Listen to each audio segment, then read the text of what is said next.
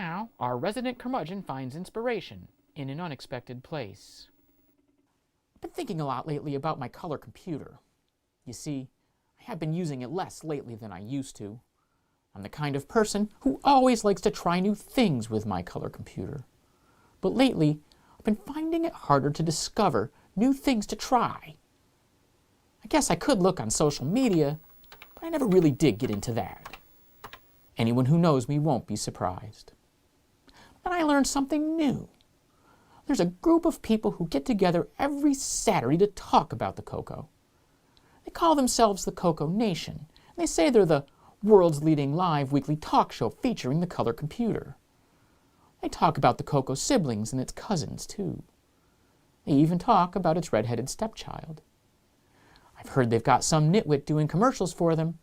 He pretends he's Sally Struthers. The CoCoNation live show has changed my relationship with my color computer. I find that I'm using it a lot more again. I really like the CoCoNation live show, and I think you will, too.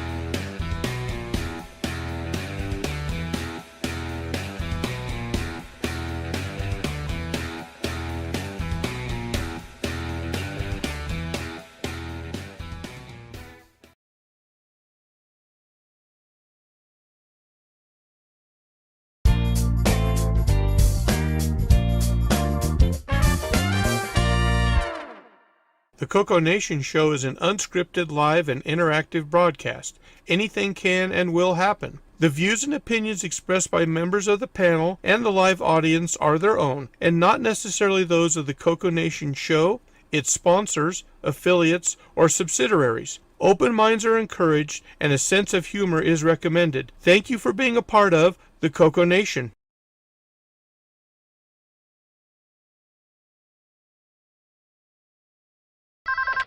Radio Shack?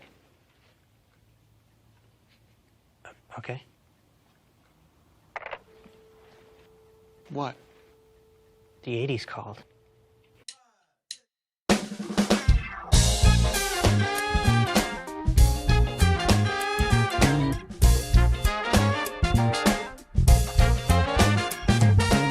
Welcome to the CoCoNation, the world's first live and interactive talk show featuring the Tandy color computer and its hardware cousins.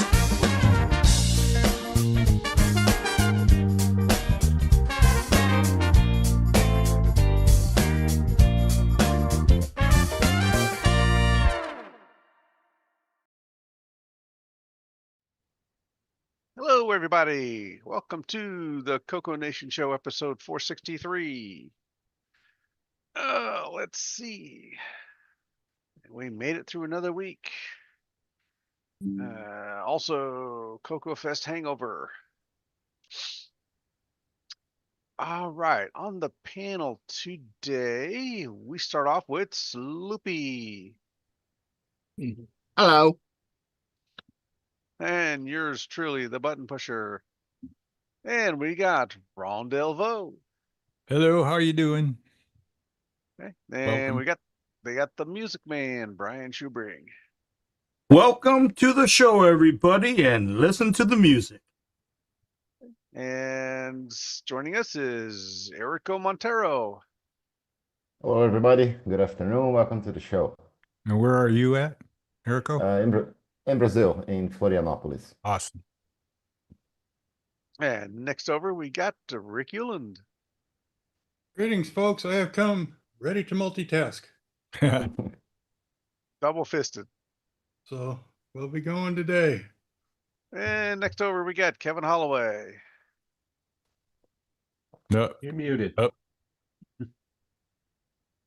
Hello, everybody. How you doing? That's so Right. much better. And Bob Emery. Howdy, folks. Welcome to the show. Hey, on the last row, we got Jeffrey Drywater. Ooh. And for some reason, what popped in my head was Nanu Nanu. Forgot my suspenders. And last but not least, we got Brian Weasler. Hello, welcome to the show. All right, in the chat, we start off with Michael Zwiffle, Wayne Campbell, Kevin Holloway, Coco Living, Jim Rye, J.E. Jones, Julian Brown, the real Mr. Evil DED, 8 Bits in the Basement, TJB Chris, Love the Skit. Let's see. Ken Wilmot, Mr. Jack Spleen, Wayne Camel, Tom Eric Gunderson, Brian Blake, Exile in Paradise, and that catches us up. Okay, let's see.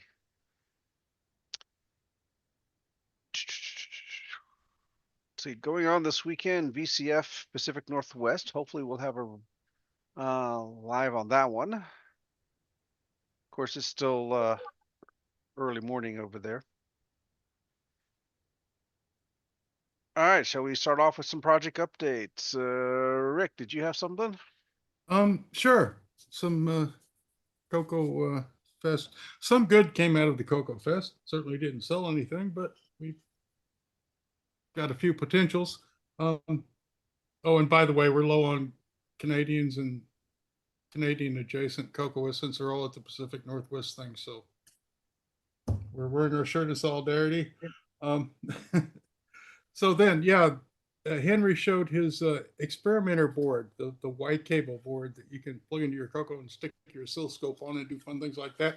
If you need something like that, we will have them for pretty much the cost of whatever it takes to make them and ship them to you. So everyone can make 2 Coco stuff. And the other big news was the bonobo's been a thing that you can play games on your Coco, connects to the network and tethers to a PC and that kind of thing. And now there's this, which, as you can tell, CPU somewhat larger. Does more things. It also does the bonobo things. So anyone who's got the bonobo can get the new thing for basically postage. So that's a good thing that came from the Coco Fest, because it's not often you get your hardware upgraded for free. That's usually a software thing. True. And that's probably the extent of the good news from the Coco Fest. So I had an interesting deal with my car where I left the fest. I got just a few miles down the road, check engine light, no temperature on the temperature gauge. Now, in the old days, that would mean you ran out of water, and that's why there's no temperature. No. I mean, it's a hot rod, so it has a lot of instrumentation. So the oil temp trans temp are good. That means the temperature gauge is just whack. So I drove home. The fix was disconnect the battery for 10 seconds and reboot the car. Reboot the car. And now the temperature gauge is fine. The check engine light went away. Life is good, but that was, if it don't compute, you must reboot. I never thought that would apply to getting home from the Coco Fest. I thought that was at the Coco Fest. So, hey, Rick, did you try turning it off and then on again? You have to disconnect the battery and actually do a hard reboot. If you turn it off, it has a hibernation file just like Windows. So you can't just turn it off. You have to specifically kill that sucker. Make it start over. So yeah, I did, and everything's fine. Now, why you can't measure temperature and you need a reboot to do that when you can measure the other two temperatures and display them to me just fine? And more importantly, why can't you make the inference with those other two temperatures that you don't need to switch into limp mode and make me come all the way back from Coco Fest at sane speeds? Damn it. At sane speeds, huh? Okay. All right. Next up, Sloopy. Oh, me. Well, I'm kind of busy over here, you know? Oh, okay. Well, you said something. Yeah. I got a package. Ooh. I got this from a friend of mine. Because why buy one PCB when you can get 5? And now I have 2 left. And what this is it's a 3-in-1 for the Tandy 1000 EX and HX. It's base memory, 97K of upper memory block, a compact flash adapter, and an RS-232 serial port that connects to the EX HX expansion bus. So now that I've got this, does that mean I have to buy a Tandy 1000 EX or 1000 HX? Because you don't have one? No, I do not. The only 1000 I have is a 1000 A. maybe I could use it in the 1000 A. Well, you know, the 1000 HX and EX are what the Coco 4 was supposed to look like. Mm-hmm. Isn't that in reverse? I mean, usually you have the computer and then you get the upgrade thing. Yeah, usually, but Well, you know, I mean, one does what one must. you can't always make sense. Okay. Let's see. Next up, we had Bob. Where are you? There you are. There I am. Okay, I'm just going to do a quick show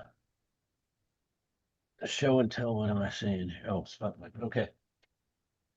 Some things I picked up at the fest. I got my, let me just do this because this is bad. Okay, transition.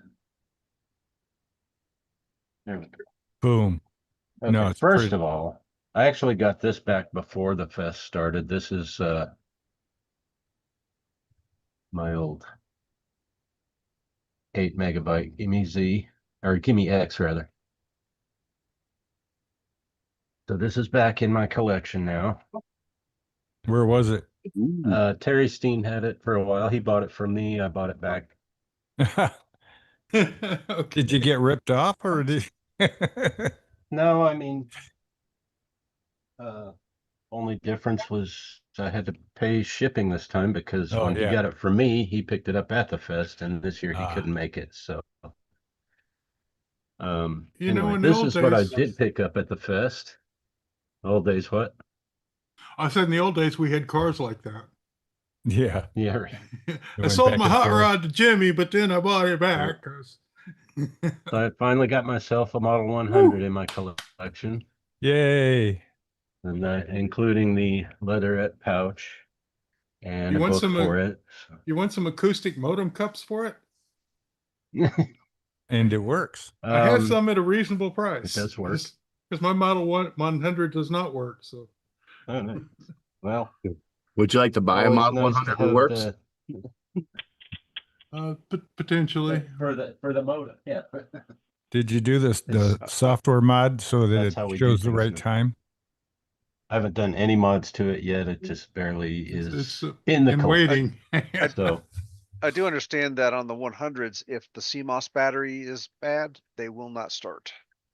Right. That is correct. So I assume mine is good.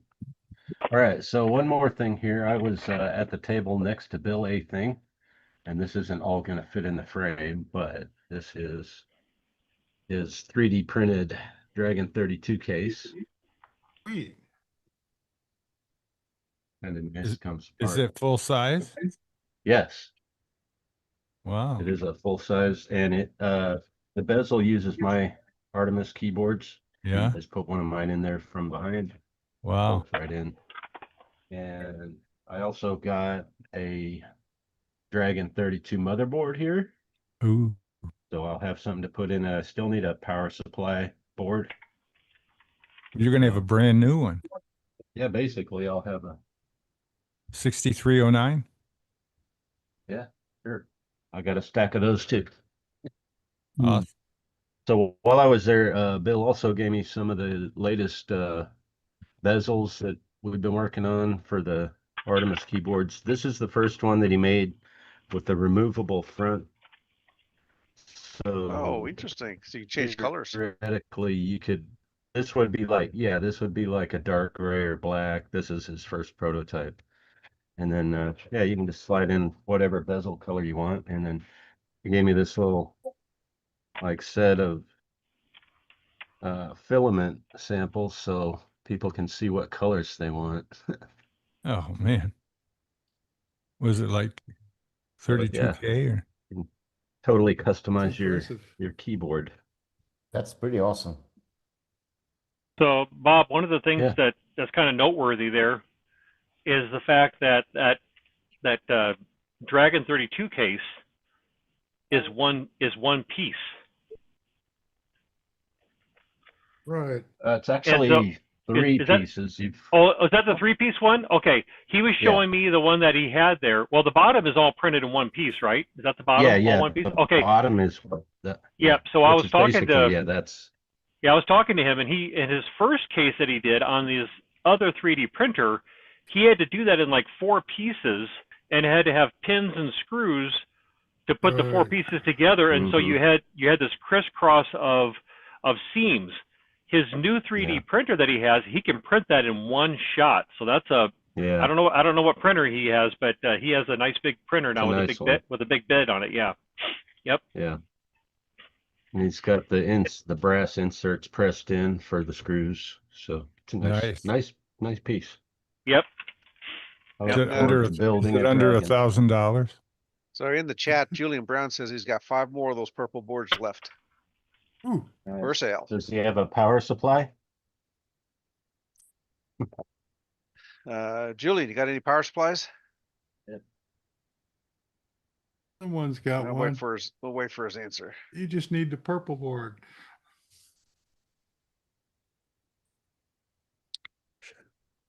Pretty Why'd you much take the it bulk away? of what I got. Well, I had to put my Gimme's X back here. And then this is actually the only working triple speed indicator that I am aware of. Julian says no, he doesn't have any power supplies. Yeah. Triple speed indicator. So let me see here. It's a Gimme X. You got 3. If I can find my HDMI cord. This is also the only Gimme X with a built-in HDMI socket under the motherboard.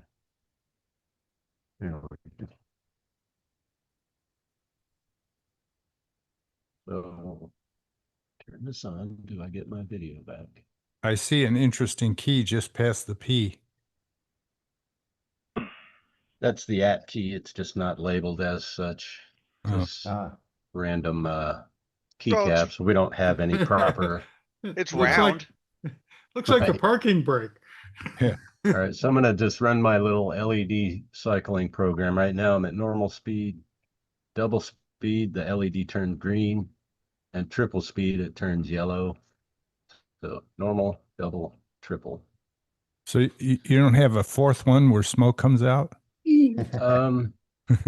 We could do that. That could be arranged. Those holes are in the right place. Yeah, the smoke could come out there. Sure. So, Bob, can you explain how you're picking up on that? So this is basically the same turbo board that Richard Lorbieski designed back in the 90s for the CoCo 3, I think. This out.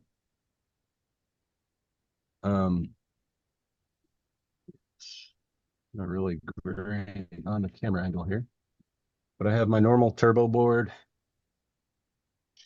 Bugging out.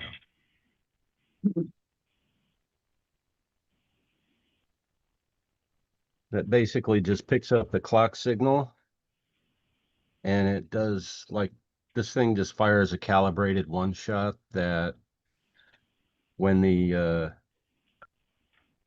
clock is at normal speed, the one shot is still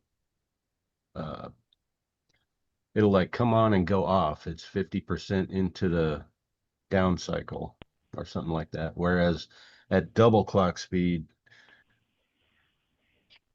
when the one shot triggers, after the normal time, it'll be off, where, you know, one way it's on, one way it's off. So it's basically an RF or an RC calibrated one shot with a Schmidt trigger capturing that signal and turning it into a logic high or low for whether you're at double speed or normal speed. And it was designed for one single, you know, mode, either normal or double speed. It would detect double speed effectively.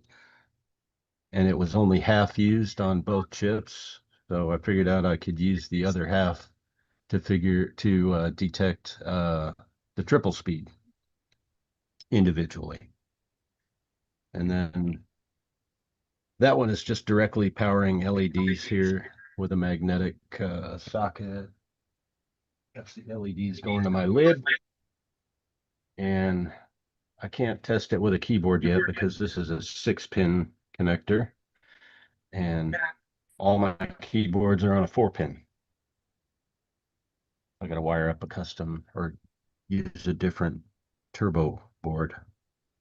But so far, for some reason, the triple speed only works on the Gimme X, doesn't work on the Gimme Z. Must be slightly out of tune or off frequency or something. They read the same on my meter, my scope. When I read the frequency of the clock, they show like 2.68 or whatever it is. They show the same, but they could just be off, you know, slightly. But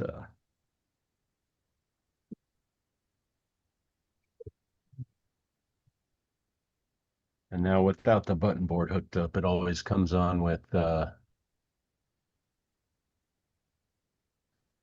scan lines. You have to have the button board to make those go away. Let's see. You always have the coolest stuff. Well, it's fun to play with, I guess.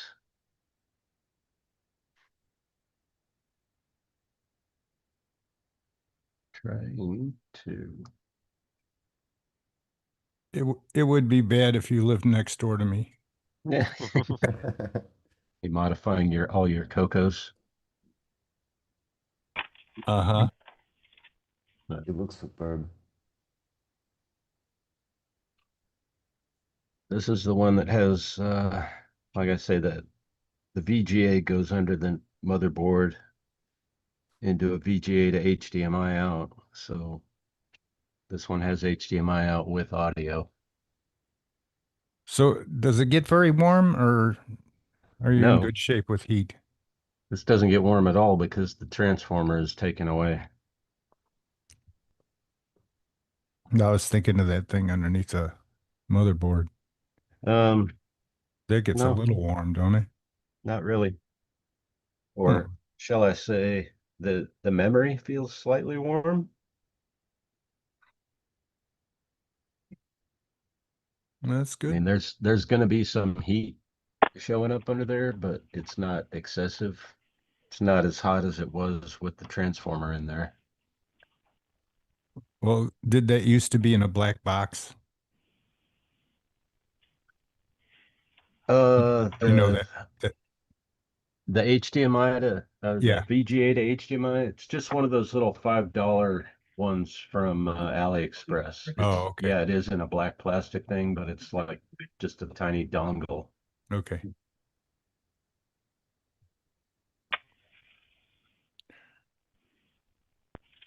Well, are we doing acquisitions?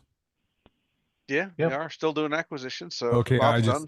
I just want to Pretty mention much all I got. Yeah. My brother-in-law passed away a year ago, and he had a Color Computer 3 set up. And my sister was visiting this week, and she says, "Hey, Ron, do you want Mark's old Coco 3?" And I said, "Yeah." And she says, "Well, I'll send it to you." And I said, "Okay, I'll pay for it." And I said, "You better make sure that you wrap it up." I says, "Because it's pretty brittle." Am I correct? When you ship it? Yeah, the post office has a tendency to have adverse effects on them. Yeah. So I think he has an MPI, he has a CM8, all kinds of stuff, floppies, and, back in the day. And then he stopped using it, and it's just sitting there at her house. So that's my new acquisition. I'm all excited about getting it, even though I've got thousands of them. Right. It's always good to get a new one, right? Yes. And to see the kind of stuff he had and to see if he actually programmed anything. And Besides, this one might have the door. yeah, true. So. Oh, you're shipping a CM8 monitor? Yeah. Ooh. Lots of peanuts. Lots of peanuts. And you want to pay for a bag that's like a box that's like 6 inches bigger than the monitor all the way around. Full of peanuts. The last one I got, it was shipped to me with the CM8 monitor in a box with packing material. Then that box was put in a box with packing material. So it was actually a double box situation, and it arrived to me without any problem. Unlike a previous monitor, not a CM8, unfortunately, it was a Commodore monitor, a 1049 or 10, whatever that number is. And it was packed, and let's just say the case arrived in 5 pieces. All the screws were busted out, and the neck of the tube was broken off. So basically, it became scrap. Total disaster. Yeah. Yeah. I'll tell you what, though, if that worked, at the very least, the flyback transformer is probably still good. And the circuit board and everything too. So yeah, it's still available. It'd be certainly viable for parts. I've been trying to keep my eyes open for a monitor because the case I could actually epoxy back together. Did you say that's a CM8? No, this was for a Commodore, like the 1049 or the 1084. Yeah, something. Yeah, 1084. I get the numbers turned around. So yeah. Hey, do you think it would be smart of me to send an empty CM8 box? Yes, if you have one with the original inserts, send her that empty box with the inserts. Yeah, and then box this in another box, and you'll get it. You'll get it. And it'll be fine. That's what I'll do. Just go get it in person. Well, it's in Kentucky, and I'm however in you get it, Road trip. that is. However you get it, that's the right kind of foam in the right shape to get it to you safely. Okay. It's the right cush and all of that, Yeah. If it's Kentucky, you can come back with some bourbon on the way back. So. Oh, there you go. Yeah. Just what I need. No, that's a case of computer parts. Trust me. Yeah. No liquor in here, officer. Yes. Not bringing liquor across state lines. No. Well, I'll let you know how it goes in a few weeks or whatever it takes to get it. Cool. Yeah. Wish you well. I'm gonna call her and let her know that I'll be sending the box. Okay. I drove to Kentucky to pick up computers. I wonder if I should send a Coco 3 box with it, an empty one, just so the Coco 3's in something. Yeah, the Coco 3s, I've had good luck shipping those with ones that I've sold where it's just a decent sized box and packing peanuts. If you got a couple inches around it, those will ship fine usually. Oh, okay. Yeah, it's just the monitors don't bounce well. So Okay. Yeah, the CRT's got heavy weight swinging inside of a big. Yeah, they case. break out Just- the plastic mounts. Yeah, Okay. really easy. So. Yeah. All right. But the Coco, Okay. yeah, Thank you, guys. that Yeah, was made don't- for teenagers to beat on. So. two separate boxes though. Don't put the Coco 3 in with the CM8 Right. Oh, because right. because it wants to shift. There's a lot of weight there. So Yeah. yeah. Yeah. Especially since it's family stuff too, it'd really be nice to get it back in one piece, you know. Yeah, So, no, good Yeah. idea with the box. That'll Yeah. save you All right. a lot of problems. All right, Brian, you have anything today? Yeah, I have a couple items I can share from the show. Actually, I got some other stuff I want to show, but I'm going to kind of divide this up into two pieces. So I'll do a few things today, and then maybe some more stuff next week rather than everything. So Okay. let's see here. Let me get the right camera going here. There we go. Okay. I guess first off, I did pick up a few things from Tech Dungeon. They always got some cool stuff going on. So I did pick up a little Tandy mouse pad there that they were selling. They had a whole bunch of neat mouse pads that they had going on. So this was kind of a neat one that they had. So I picked up that. And while I was there also, I did get the ever popular Dino Wars. So I have a couple other ones of their little coasters, but I got this Dino War there. So it's really nice. I mean, I can't remember what type of bamboo printer they have though, but it's almost like inkjet. So I was talking to Michael and look forward to some really nice stuff. They had this new printer that they were just trying to work out the wrinkles on, and it's kind of a laser type film. I can't remember exactly how he was describing it though, but they're almost going to be able to get like laser print quality that they can put onto almost any surface. It's like it's a UV printer, excuse me, a UV printer. Yeah. And they're going to be doing some experimenting with that and seeing what kind of prints that they can do for their retro projects. But they can UV print onto almost any surface. And Yeah, so he's doing some keycaps for me too. okay, yeah, Oh, yep, nice. yeah, that's right. Yeah, we were over at the table. We were talking about that. Yeah, I remember Mhm. that. So yeah, so it'd be good to kind of see what they're going to come up with. So yeah, so we'll get like you guys that are doing some of the keyboard solutions. Even though the how a keycap is kind of concave a little bit where your finger would go, he said as long as the radius isn't too great, he can print onto any even curved surfaces. He said he can print on golf balls. So it should be interesting to see what kind of projects they can do for us. So there's that. Let's see here. What else do I want to show here that's in the bag here? Gosh, I wish I could remember the guy's name. I feel bad. I had it written down on a note. I'll have to see if I can find it again. But I had somebody come up to me and ask me if I wanted this manual, Musica. So the Musica manual, that was kind of cool. And then also they had this here, QUIKPRO+II. It's this. I think the way this is designed is that you can it'll do the programming for you. It's like an automatic program writer. I can't remember exactly how it works, but he had the disk Right. with it. And I think what you do is you go into the program and then it'll create the program you're trying to create. So maybe it's kind of a. This is back when fourth generation languages were all the thing, where Okay. it would write the hard stuff if you just gave it sort of an English. It's what they're trying to do, what ChatGPT does now. I was going to say, is it kind of like the AI of its era type of thing? Yeah, So you'd yeah. give it some prompts and it would give you a program that would sort of do randomly close to what you wanted to do, and everyone was happy at the time. Right. So, also too, I guess I did get some other. Let me get this out of the way. I'll set this over here. I did get some other coasters too. What aspiring Coco collector would not have a Dungeons of Daggerath coaster? That's hot. So you gotta have this one, right? Otherwise you're just not. You're not. That's what all the cool kids are doing. Is that how they say it or something like that? But anyway, so I got that. What else is in the bag here that I can share? Okay, I got this from the auction.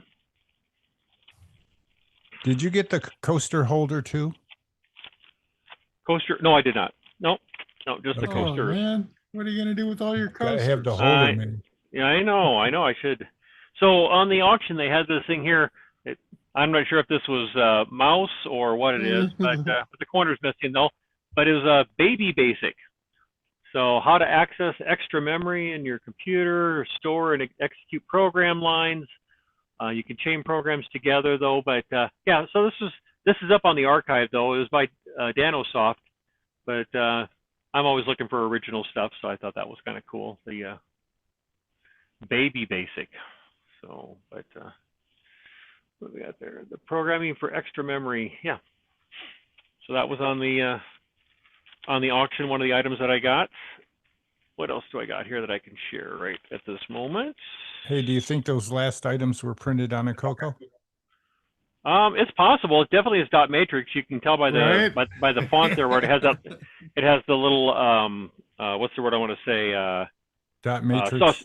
Sawtooth. You know how the so yep. Exactly. What else? Oh, I got these off the auction as well. I actually have these manuals. So there was the teacher's guide, and then there was the parent's guide. The problem with is that as you see here, it's kind of tutorial based where there's spots that you write the answers. Well, mine was used to educate because it has the answers in there. These were unanswered. So even though there's a little bit of water damage, these were kind of like stuck together. You can see right here where they were. So actually, Mark B and I actually we were doing the auction, and yeah, we had to separate these just to put them on the auction. They were still stuck together when they were given to us. So I wanted to get these because, like I said, I have the manuals, but not unmarked ones. So Unsullied. Yeah. So even though the water damage is there, I kind of wanted to get those to add to the. But the inside of the book was good though. Oh yeah. Nice, yeah. Yep. Well, it's better to have those than to have what's showing right now. Nothing. Right. Yep. Right. Yep. Right. So. But you know, you can swap the covers. Right. Oh yeah, there you go. I got this off of eBay. It came from Canada, and the person on eBay, the way that he shipped it is that he used eBay International. So he ships it to eBay, and then eBay then brings it across customs and stuff like that. Well, that's their decision. You don't get to decide. Right. And so I bought stuff from Canada, and it shows up like, I mean, sometimes I actually get stuff from Canada faster than I get stuff from the U.S. sometimes. Anyway, this was not the case, and this took like 5 weeks almost, but it was kind of cool. It's a button. Color computer. But it's the TR-80 color computer, more than fun and games. So if you need, if I can find a color computer one. Now, they do sell hardware. I mean, you can buy this. You can buy like brand new. And matter of fact, there was somebody at the fest that had a button press, and they were making buttons. I like that it has the P-Mode 4 palette. Right. Yeah. Where did the green go? It might be washed out, but yeah. So yeah, I thought this was kind of neat. It just took 5 weeks to get here is all, but anyway. So I thought that was kind of cool. I was hoping it would have been here. It actually showed up on the Monday after the fest. So if it would have got here, it on your chest. If it would have got here 3 days sooner, I would have been there. And that's actually what I was hoping for, is that was the case, but nope, not so lucky. There's always next year, maybe. Always next year. So if you're at the fest, you would have heard about this. If you weren't, maybe you might not have heard about it. So we had this guy that, now you will. So they had the guy that donated these color computers that everybody was talking about. They had these brand new in box color computer 3s. And this is what I'm going to show you guys, but I'll give you a little bit of the history so you guys have something to look at here. Nice. This guy, forgive me, I forget his name. Jim Brain has all the information. He talked about it. But this guy back in the day had a business that he wanted to provide a kind of a visual stimulating solution for children that were deaf, for them to understand what sound is, because they can't hear. So he had these mats that would actually vibrate, that the kids would sit on. He also had these like light rods that he had up in the corner that would move to the sound of the music. He also had these Ramsey music light kits. And as you can see here, there's a circuit board here with some potentiometers on the front. It also has some transistors and it also comes with these power cords that you have to like cut the end off and solder them. And then this fits inside a box, and if it works like the ones that I've seen with other projects in the past, you can adjust these knobs to be sensitive to certain frequencies. So when right, so when the audio comes in, you can say, blink this light at 2,000 hertz. This maybe is at 5,000 hertz, and this is maybe at 7,000 hertz. And so as the music is playing, you could have it flash a red or a green or a yellow, whatever you have, light, and it would just be sensitive. You could adjust the frequency at which point the light would come on. And One's these things called a color organ, and you color could buy organ them there everywhere. But they were Yep. small, and this could be a big immersive one with more light. And Could So- this guy's name be Ramsey? No, it was different. This is he put together a bunch of stuff, but this is a really nice part of that because So you can see it. This is just an extension cord that you would cut the end off so you could, so the light could plug into it. Actually, I think you cut this end off. No, is what you could plug large lights into this setup where a color organ was just kind of a little thing for stone 70s kids to stare at the corner of their bed. This could be more of a immersive display. So or Christmas lights or something. A deaf person could hear the bass, but they couldn't hear the mid-range or the treble, where this could illustrate all three of them, and you could kind of tie it all together. I can see that. So here's nothing to do with the color computer, correct? No, but I'm building up to that. Yep. So here's the kit that he sold with the whole thing, and the cord. So these were on the auction. How many of these did we have, Mark? About 10 of these or something. I think people were getting a little sick of them. Yeah, I think it was 6. 6 of them. Because it was a kit with the color computer, this thing, and the the other thing. Yeah, and so every time we would show one of these, people would be like, "Oh," you could hear a little groan because it was like, "Oh my gosh, not another one of these." But anyway, people were picking these up for 10 or 15 bucks a piece, so it was nice. Oh man! So the guy had the light rods, he had the vibrating pads, and he also had these light kits that he would sell to these companies. Well, the third thing that he had was he would sell a Color Computer 3 that ran audio spectrum analyzer. And so he had this. So the idea is that he'd play this music and the kids could feel the vibration of the floor, they could see the lights, they could watch the audio spectrum analyzer doing its thing, and he would sell this as a whole package. Well, I don't know how many of these kits that he sold over the years, but he still had some inventory left in his warehouse, and that's where these came from. And also these brand new Color Computer 3s that he bought directly from Radio Shack because they didn't have the normal shipping label, and they came in he had them in case quantities and stuff. So that's where some of these came from. So I did pick up one of these kits here. I also was fortunate enough. I'm not going to show it this week. I'll show it next week in action. I'll get a color computer all hooked up. But here's one of the audio spectrum analyzer cartridges. Now this one doesn't have the date crossed out. You can see this says 81. All the other cartridges were dated 1983, and so these had the ROM update in them, or the patch, however you want to look at it, for the Color Computer 3, because of the semi-graphics mode, mode that the original cartridge used, and this corrected that there. So yeah, those were the widescreen ones. Yep, and so this would correct that on there, and so I'll get something all hooked up and everything, and I'll show this so you guys can see the difference between the different cartridges there. So that was another thing he bought in quantity right off of software assembly or something. Yep, because so we had a number of these. We had about 6 or 8 of these. 6 of them we had that we had on the auction there. So yep. And so yeah, these obviously had a lot of interest in the auction, and so did the Color Computer 3s. Had a lot of interest there in the auction. So now, anyway, you said the CoCo 3s were labeled different on the box. Well, no, when I say labeled, they didn't have the normal, like a lot of times when you bought one, they would have like a shipping label on them or something because they got shipped right from Radio Shack. Right to the store and all of that.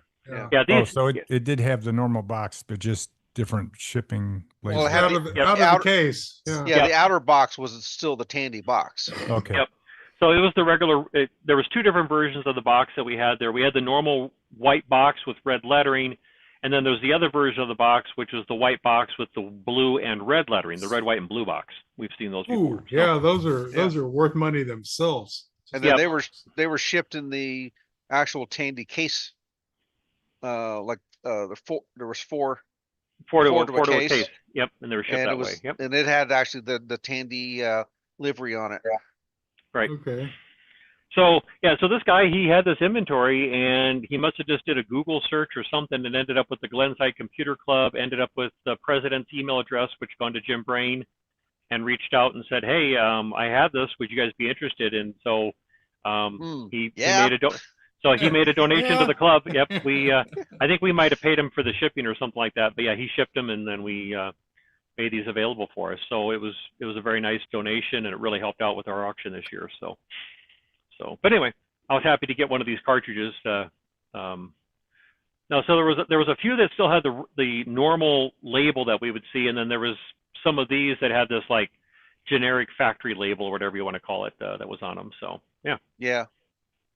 A couple of them still had the retail labels on them, which were all peeling off. Yep. Oh, right. Yeah, that glue, I don't know what it was, but I think if it gets too hot or just gets old and just starts to, it just comes loose from the plastic. So yeah. But I tested them all, and they were the updated version. Yeah. So yeah. So there's that, and then unless anybody has any other questions, I'll just show the one last thing. I won't be firing it up, but I was just going to show that I got one of them. So slide this out of the way. I reached out to oh shoot, what's the guy's name that's on there? Stand by. Cedric on Discord is what he goes by, Cedric. He was making the ESP32 CoCos that are available, and I'm just now starting to kind of learn a little bit of it and trying to understand how it all works. But basically, it has on the front here, you have a slot for the SD card. You have a left and right joystick and a keyboard, and these are all USB. It has I believe this is the serial port, so it'd just be like an audio type of serial port that would come out. And then you have an audio jack, VGA, and then this is your power here. Was that micro USB or mini USB? I'm not sure what they call that one. And then an on-off switch. So what's the power supply have to be for that, for enough power? I was actually running off just any regular little power adapter that I would charge my cell phone with. A little 1 amp brick. So you don't know? I don't know what the size was, but okay. But like I said, I ran it off of just the small little one that I used to charge my phone with. Did you get any kind of a sheet with it that explains how to use it or whatever? No, he's working on that. He's working on that document. Does it come in a box? This is how it comes. Boom, just like this. Yep. You reach out to him, and he throws it in a box and sends it to you. Information is out on the Discord, but from what I understand, he is working on some documentation for it. Could you show the front again?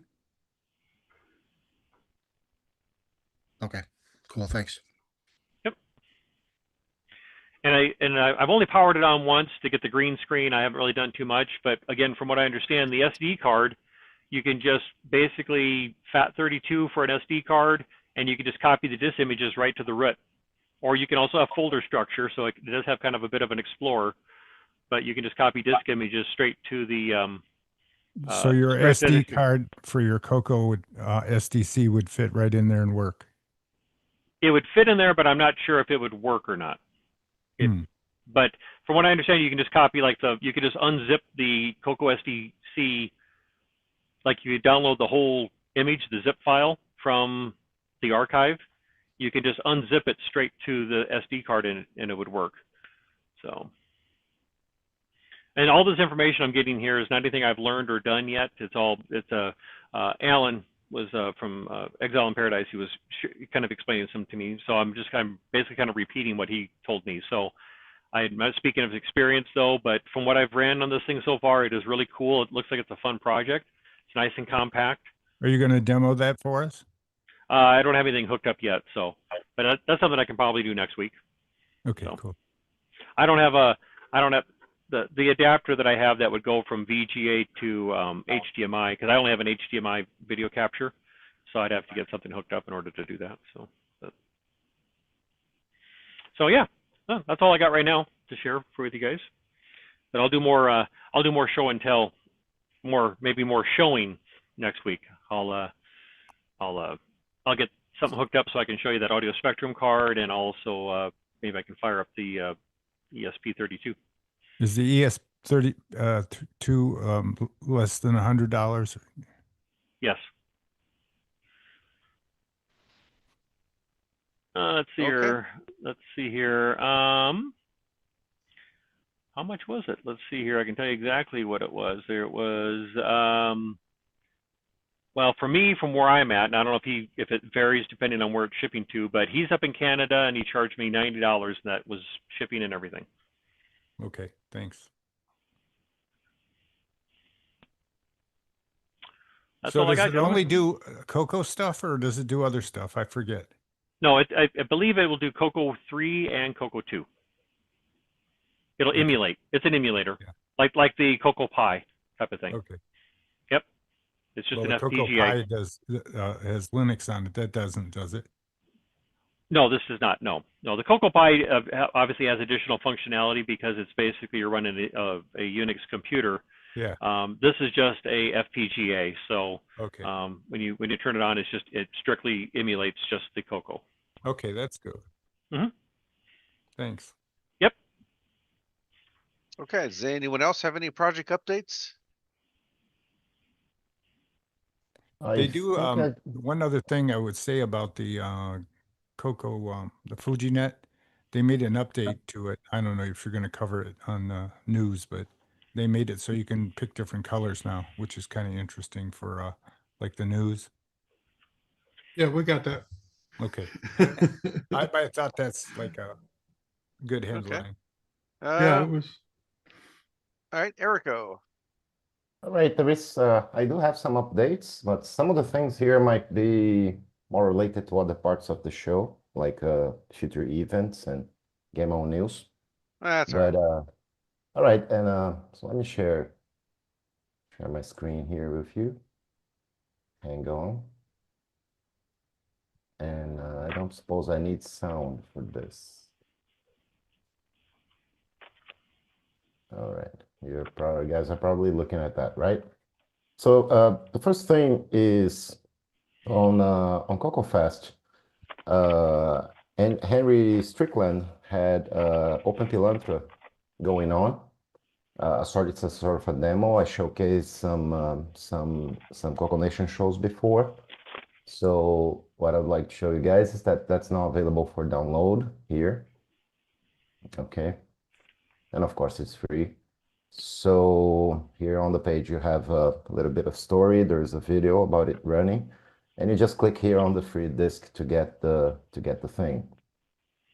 Right. And together with this, you also get a little manual, which is this one here. And this first page here is gonna tell you how to install, how to prepare ugBasic. This Open Pilantra kind of animation was made in ugBasic, right? So and the source is included.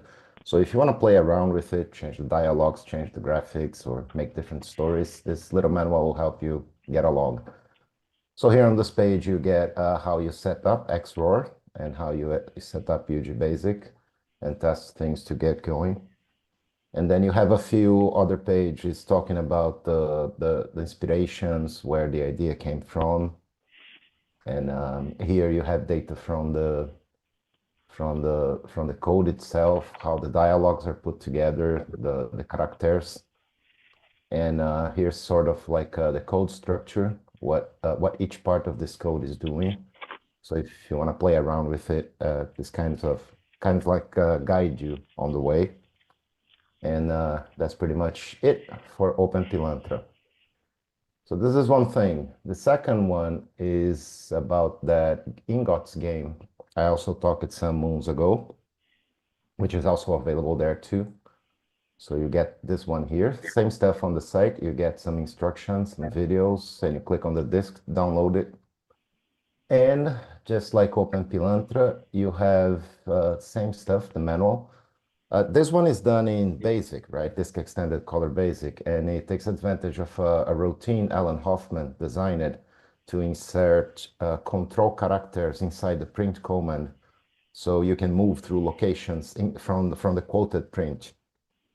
Right, so the way he did the system is, for example, if you add C or some letters like say R, the lowercase r, the position of the print is gonna go one block to the right, or one block down, one block up. And what this routine ends up doing is that you can blit an object with a single print, so it makes things very fast. And so the same here, you have an introduction about semi-graphics.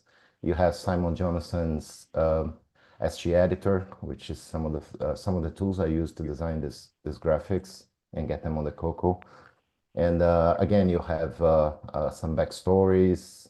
You have some information about the blitting routine from Alan, right? So there's a little bit more story here. And here's the inspirations for the game. So you have Prince of Persia, Flashback, Blackthorn. They are all similar kind of cinematic adventure games from back in the days. This is how the maps were designed, how things started. Down here you have LDTK, which is one free map editor I use, like Tiled, right? So we can create maps here and get them into the color computer. So up here you have all the 4 stages exported from LDTK, right? And down here I have some streams for the characters and objects, some of the animation, what more. This is some of the inspiration part of it. This White Rock Mountain exists. It's a real place here close to my house. And the same thing, you have a little bit of the code structure. Since this is basic, you can just list the code or edit anywhere you want. So it gives you an idea if you wanna play around with it. And here's some final ideas. I actually designed a different cave map at some point, but I didn't finish implementing it. I made some mock-ups how it would like if it was more, detailed. So this is one of the things, right? These 2 products are available here. You just click here on these 2 and play around with it. So the next thing I would like to show you guys is a quick preview of events that are happening today. There are 2 color computer gatherings happening, one in Rio de Janeiro, another in Rio Grande do Sul. There are 2 different states in Brazil. Rio Grande do Sul is the state right behind me, right under my state. And Rio de Janeiro is some 4 or 5 states up. It's a bit far. And the Rio de Janeiro event is probably the oldest color computer club in Brazil, right? I think Daniel runs that, and it has been around ever since the 80s. So the guys were setting up all those things today morning, and they sent pictures in our WhatsApp group, right, so that people can follow up. So I've got some early preview pictures of the event, which is happening right now, right? And I'd like to show you guys. So this is from Rio de Janeiro. I've got more from the Rio de Janeiro event than the one in Rio Grande do Sul. I didn't have much time to gather those pictures. There are a lot of personal pictures, right? Because we are kind of like all friends. And most likely during this week, this chapter going, both Mauricio and Danielle, they are going to put these pictures together and post on social medias. So most likely next week we have a more proper in-depth description of what's going on these events. But I would like to advance some to you. Why not? So this is in Rio de Janeiro together with Danielle. Luciano is over there, right? And this is this guy here. I'm not sure if it's Pacheco or Henrique. I think this is Pacheco stuff. He's working on new keyboards, right? Mechanical keyboards for the CP400, as you can see here, right? So he's got kits and everything. This is Color Club Brazil, right? It's their signature. I think this is a CoCo 2, right? It's running the SD card here. This you see here the joysticks from Mauricio and Giovanni. This stuff is out of this world. Here they are running White Rock Ingotz at the event, playing around a bit. You got the Lux joysticks here. Here's one of the keyboards, right, up for grabs for sale. I think this one is Pacheco stuff. And this is, of course, this is the most one of the most rare color computers from Brazil. It's the GimeX, and I believe there are just you know, a couple of them out in the wild. Daniel has this one, and I think the engineer that designed it, the very first one, has another. I don't think they made more than 10 of this stuff to sell, so it's pretty rare, and everybody has an eye on that. So I think this is Pacheco. I'm sorry, I hope I don't get the names wrong, but he's got some VR stuff running color computer. And back here you can see some of the machines open and the keyboards.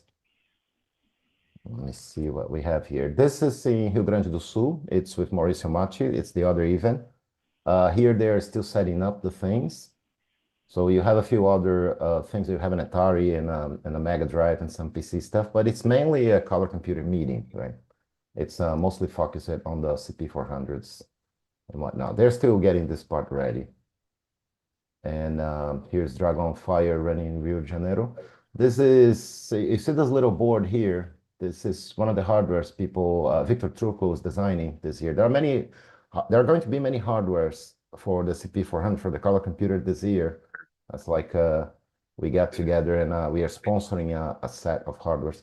This piece here is a VGA board, I think, and so you connect to modern monitors, and you got switches for alternating the artifact colors, right? So you can have the NTSC, the inverted one, and you can have the artifact simulated by the color computer 3 if you want to. And we are still working on having the Brazilian artifact colors all together. So if this gets connected to any color computer, you are able to display black and white artifacts, everything by pressing these buttons. And here you have Dragonfire. Dragonfire is a pretty good example for this kind of stuff because of the, you know, the syncing and the trick it uses to blend these two screen modes.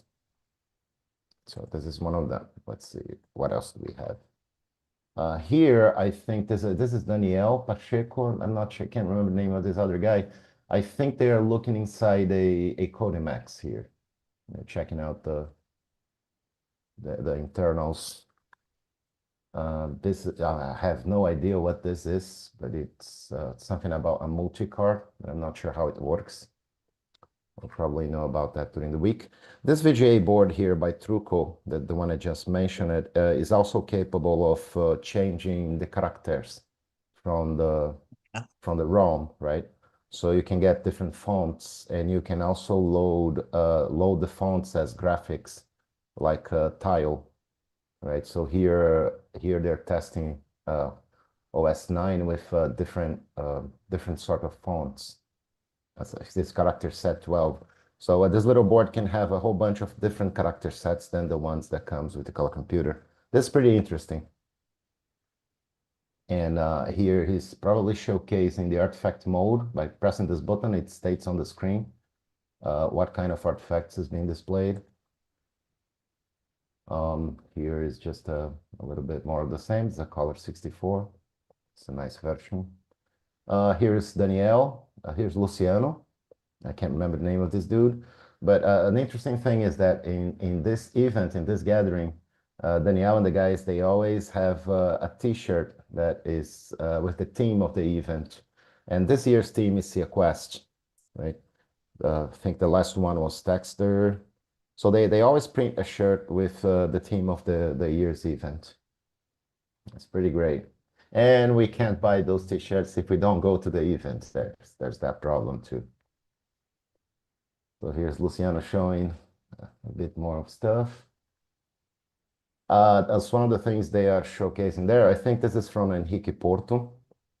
He's translating Caldro to Portuguese. Yes, it's from Henrique Porto. So they are translating this into our local language.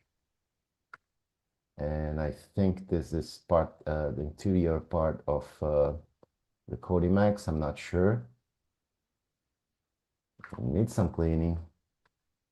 And this, I can't remember if this is from a Hickey or some other friend, but they chaps here are doing, are recreating the boxes from both the color computer, the original one, and the CP400.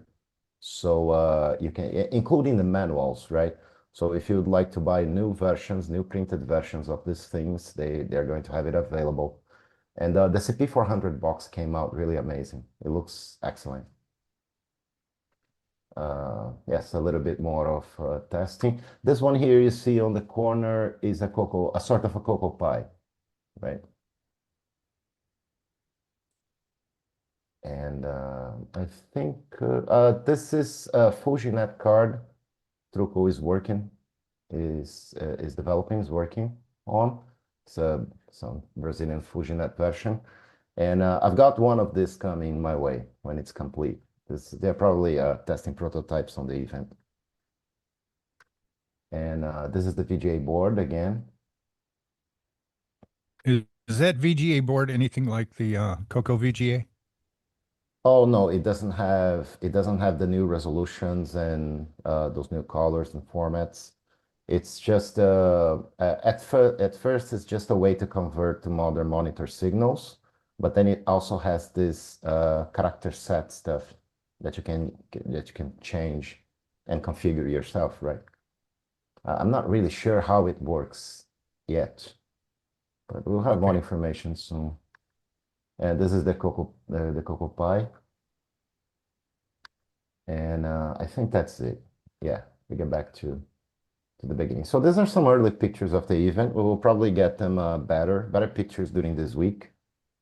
And that's it. And then there's just one last thing I would like to show you guys is that, oh, you know, I'm a fan of Time Bandit, right? The game Time Bandit is one of the my most preferable games of all time. And back in the days when I was a kid, I played this a lot, but really a lot. And I actually beat the game once. I had to leave the CP400 on like for 3 days. So I still would like to beat the game again at some point, because back in the days there was a message at the end and I didn't record it and I didn't understand it at the time. But I was at the time gate stage, like this one here, and I had all the portals were gone, and I just ran out of time and died. But there was a message down. I would like to see that again. So this is a ridiculous difficult game.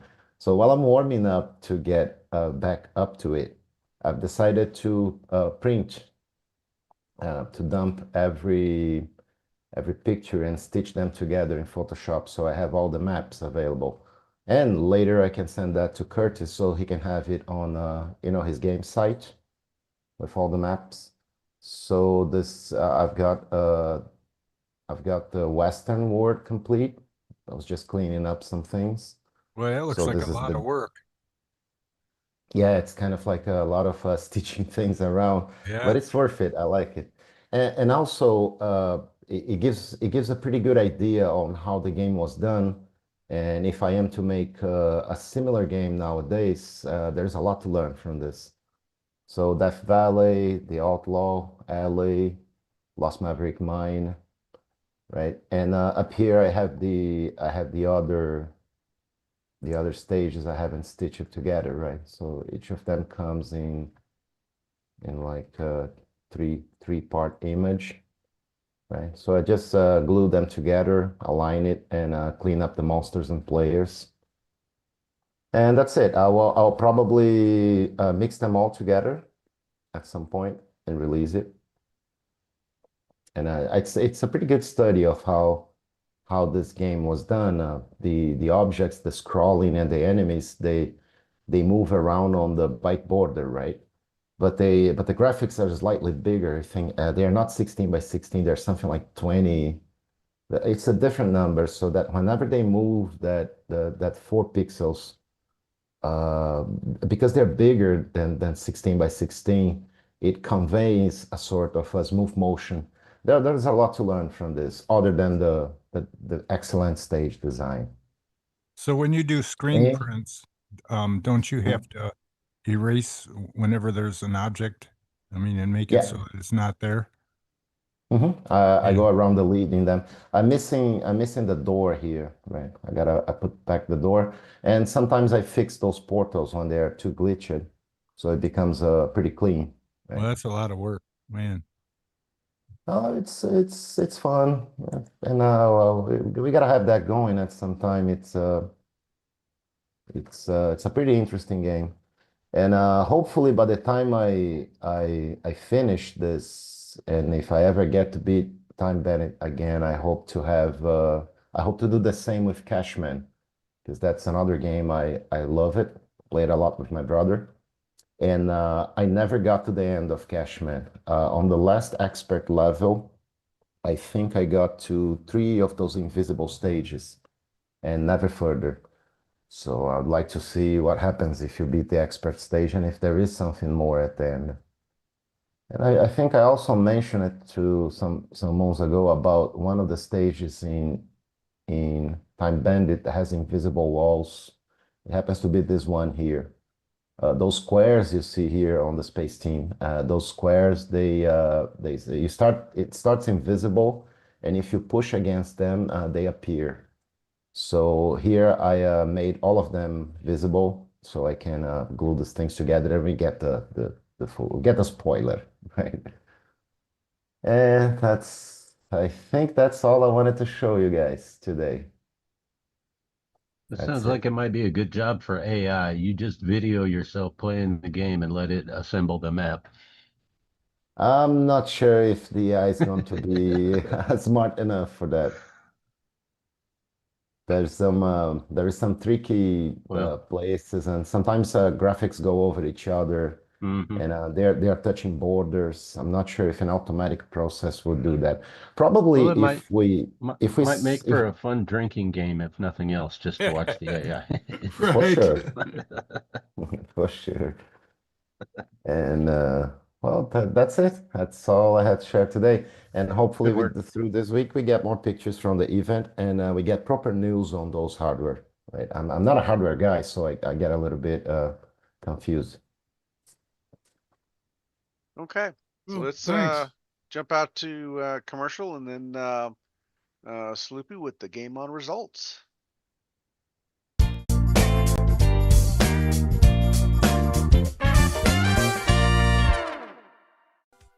Hello everyone, it's your good buddy, your good pal Amigo Aaron, joined by that dastardly The Brent from ARG Presents. You're watching CoCoNation. I feel like that should have been longer.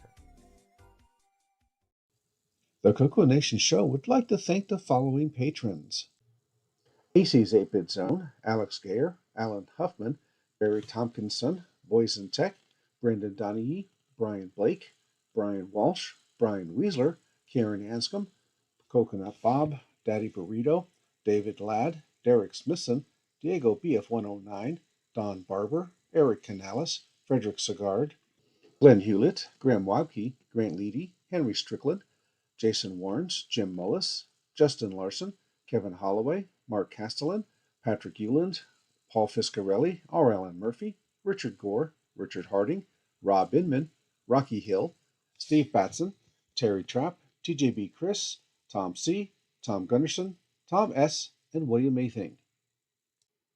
Thank you so much, patrons. If you would like to support the CoCoNation show, sign up at patreon.thecoconation.com. Hi, this is Mikey N6IL, and you're watching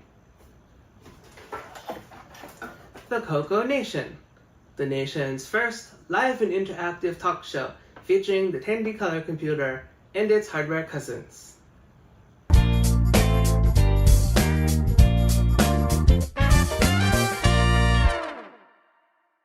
The CoCoNation would like to thank our Discord boosters: Boysen Tech, Captain Kirchhoff, Frederick Micro Hobbyist Sigard, Glenside Computer Club, Paul Fiscarelli, Paul Shoemaker, Richard G., and Wingnut 2626. Please consider joining Discord and visiting the welcome section to see what the community has to offer. Just go to discord.thecoconation.com. See you on Discord.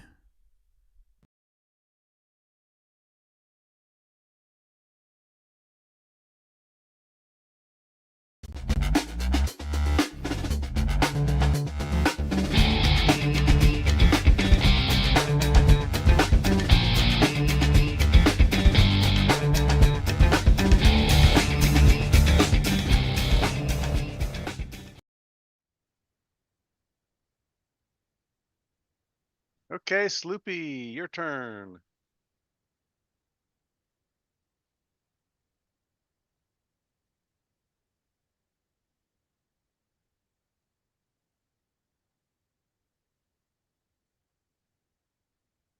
And by the way, you're muted, Sloopy.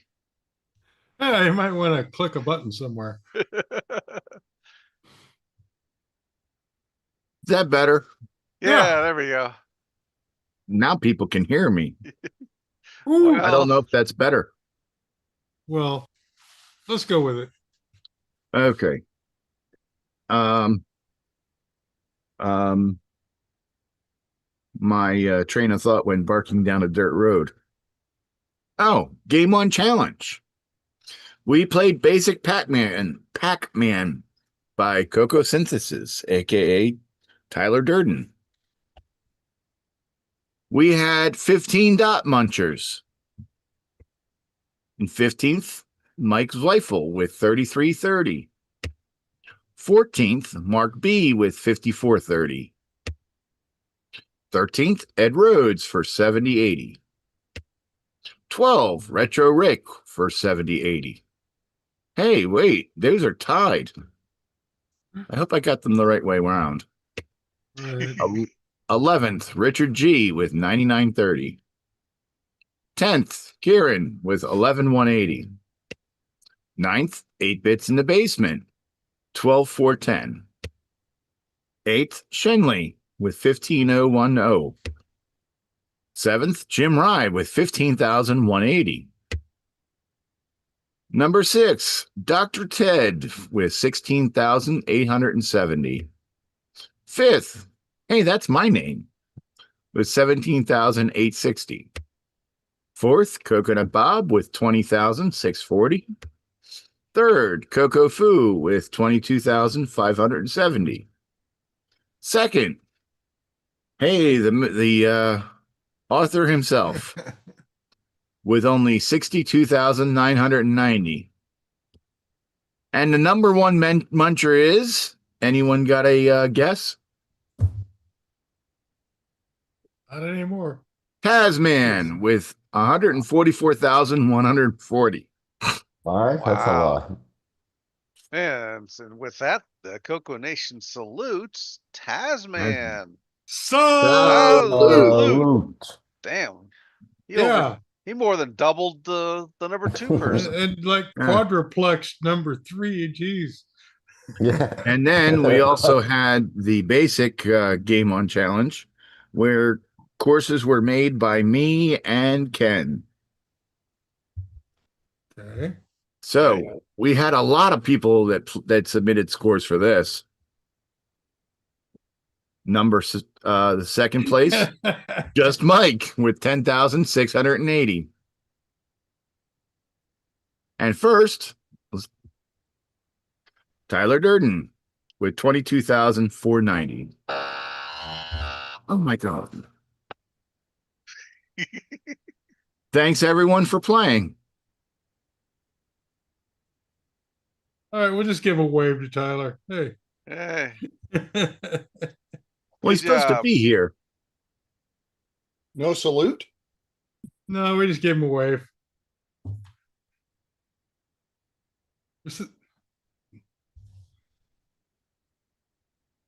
All right. So, how much fun did everyone have playing Basic Pac-Man? I was still unpacking from Coco Fest. And the week before? I was packing for Coco Fest.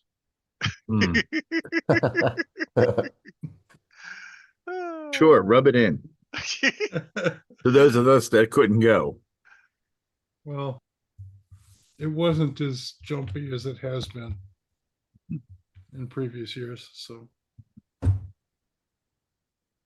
life is hard. It's an excellent game. I played it before. I didn't have a chance to play on the Game On Challenge. I hope to be able to next Thursday.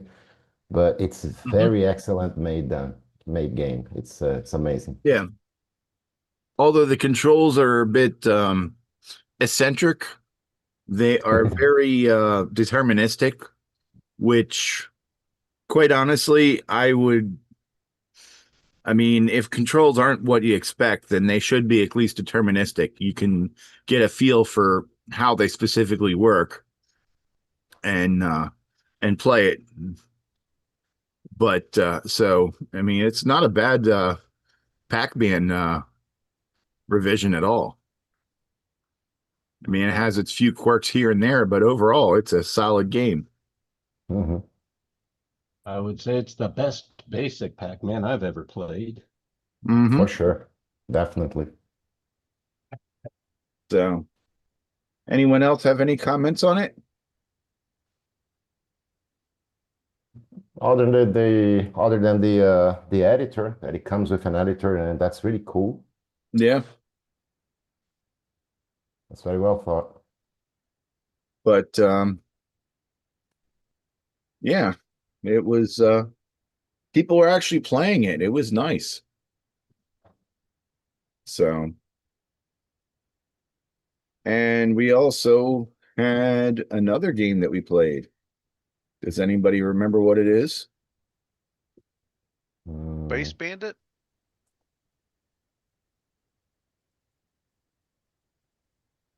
Anyone? No, Space Bandits. Space Bandits? Am I muted? I heard you, Mark. Space Bandits. No, they're just ignoring you. Oh, okay. Yes, that's we played par for the Space course. Bandits. Any comments on that? Unfortunately, I don't play it till next week, so. Pretty cool game. Very well written, fast paced, but not uncontrollable fast. Just Yeah, fun. that speed picks up really quick. Yeah, it Yeah. does. Yeah, overall, it seemed like mostly positive opinions on it.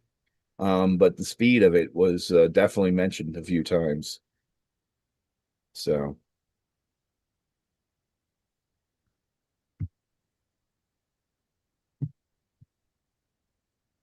So no one else has any comments about it? Nope. Bueller.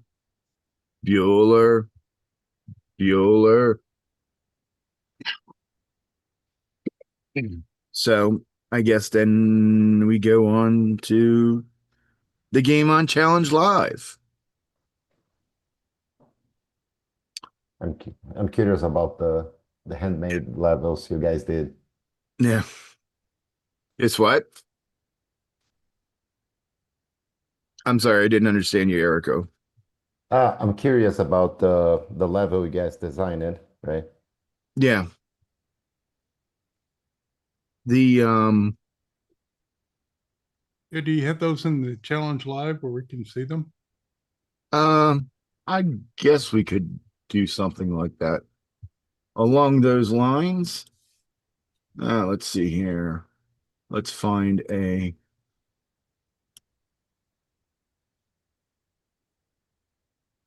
there's a tab.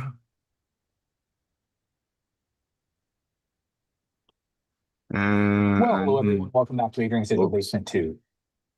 See what happens when you pull a tab out. Okay, let's see here. CoCoNation. Live. And 231. Alrighty, now let's share this stripe.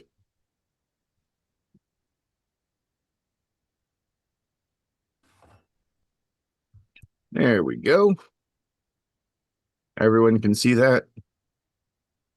Yep. All right. Yeah.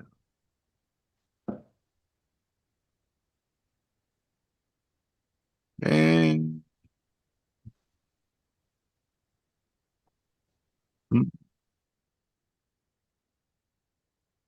there, that's a little bit bigger. Now, if you look on the right side, on the bottom, the right bottom, that was level 1 of the special. Hey, Sloopy, stop that. Thank you.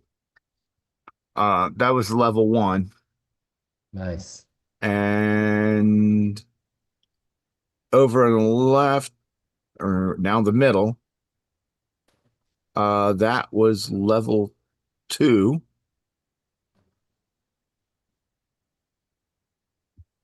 Can anyone tell me what and then I think that one's no. Yeah, that's level 2. That was inspired by level 1 and 3 were inspired by something, and level 2 was inspired by something else, and level 4 was inspired by a third thing. Anyone care to guess what the courses that are in the middle bottom and the bottom right were inspired by? Alcohol. I don't drink alcohol, unfortunately. Maybe that game that has music playing together, or can't remember the name. Yeah, actually, the bottom middle now has the third course being played. And Miss Pac-Man. Neutroid. Yes, the first and third were inspired by Neutroid. Nice. Now, the one in the bottom right, that was actually inspired by Pac-Man on the 2600. The reason why you don't immediately recognize it is because it's on its side. Because on the 2600, you go on and off the screen at the top and bottom, which you can't do in this Pac-Man. But is that the one that has the illegal exit? No. The fourth one is the one that has the illegal. No, the third one is the one that has the illegal exit. Because it's like a whole bunch of things in the top and bottom. Let's see if we can find the third one. Nope. Hmm.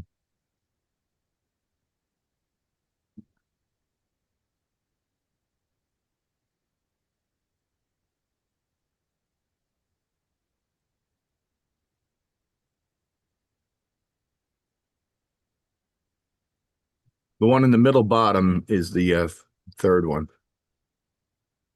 Or fourth one. I don't remember. But the middle bottom one is the other Neutroid inspired one. Oh, I thought it was inspired by Poltergeist. There it is. Oops. Ooh.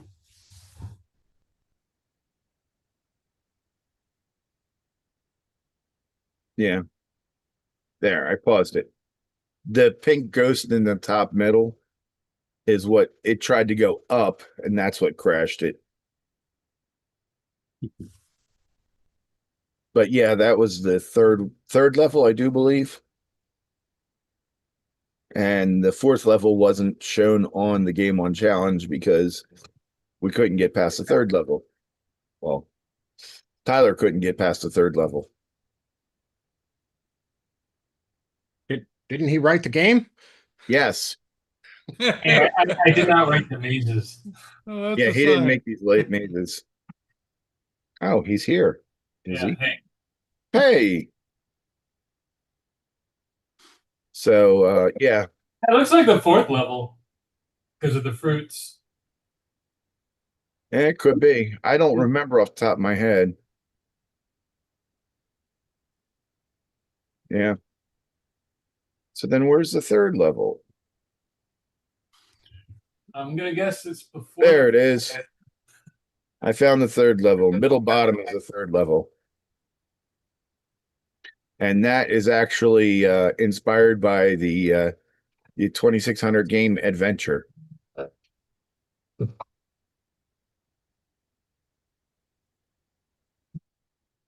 So, yes, it was a successful game on challenge. We had 7 people playing.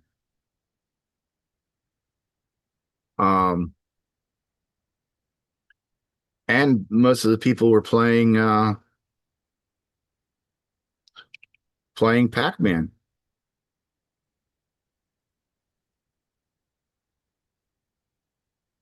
That's neat. Are we playing those this week too? I'm sorry? Are we going to play Pac-Man this week too? No, Pac-Man just ended. Oh man. So well, somebody's trying to move the show forward. Yes, you can. You can play Pac-Man if you want. It's just a high school. We played it for what, 3 weeks? Yeah. Yeah. So. Since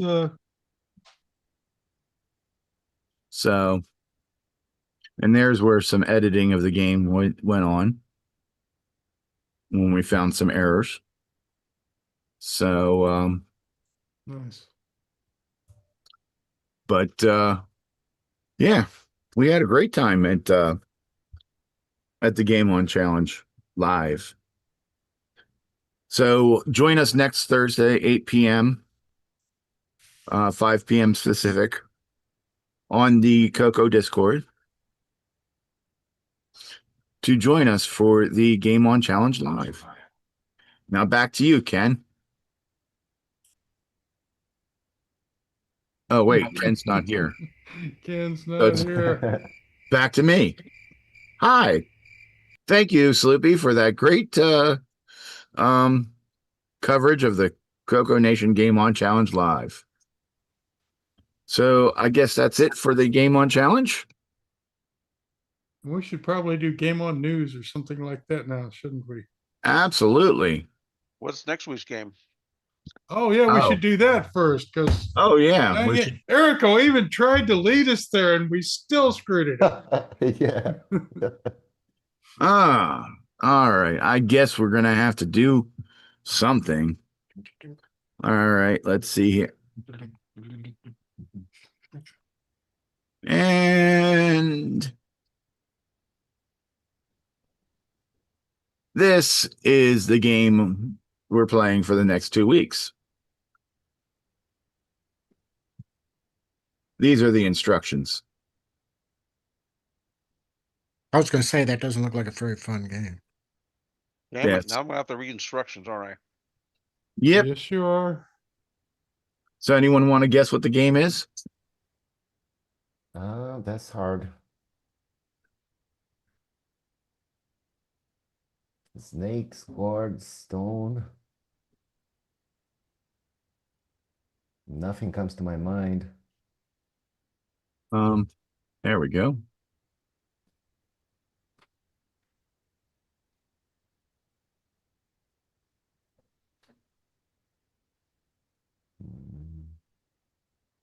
Some kind of towel pushing game. I don't know.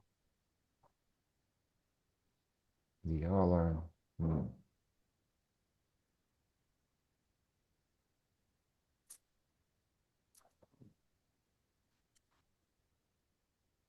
Nothing comes to my mind.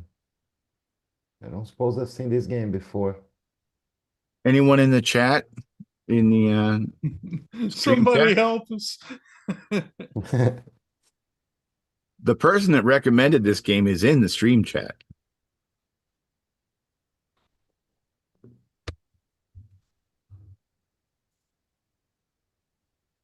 I will give you a hint. It is a dragon game. Oh. And yes, it's been ported to the CoCo and on the CoCo archive. Yeah. I think they're stumped. Yeah, All right. Yes, we require instructions. It is I think they're still stumped. Ruby Raba by Nick I forgot the name already. About to come by here on the scroll. Maybe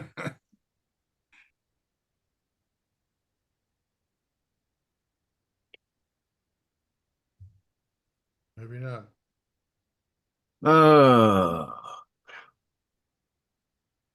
Wow, embedded ads in video games. Where did that come from?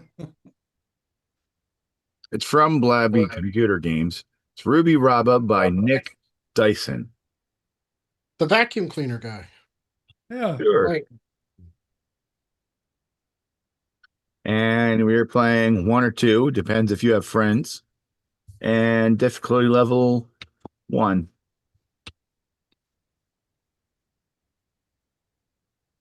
Why didn't 1 work? We're playing on 1. 2 simultaneous player?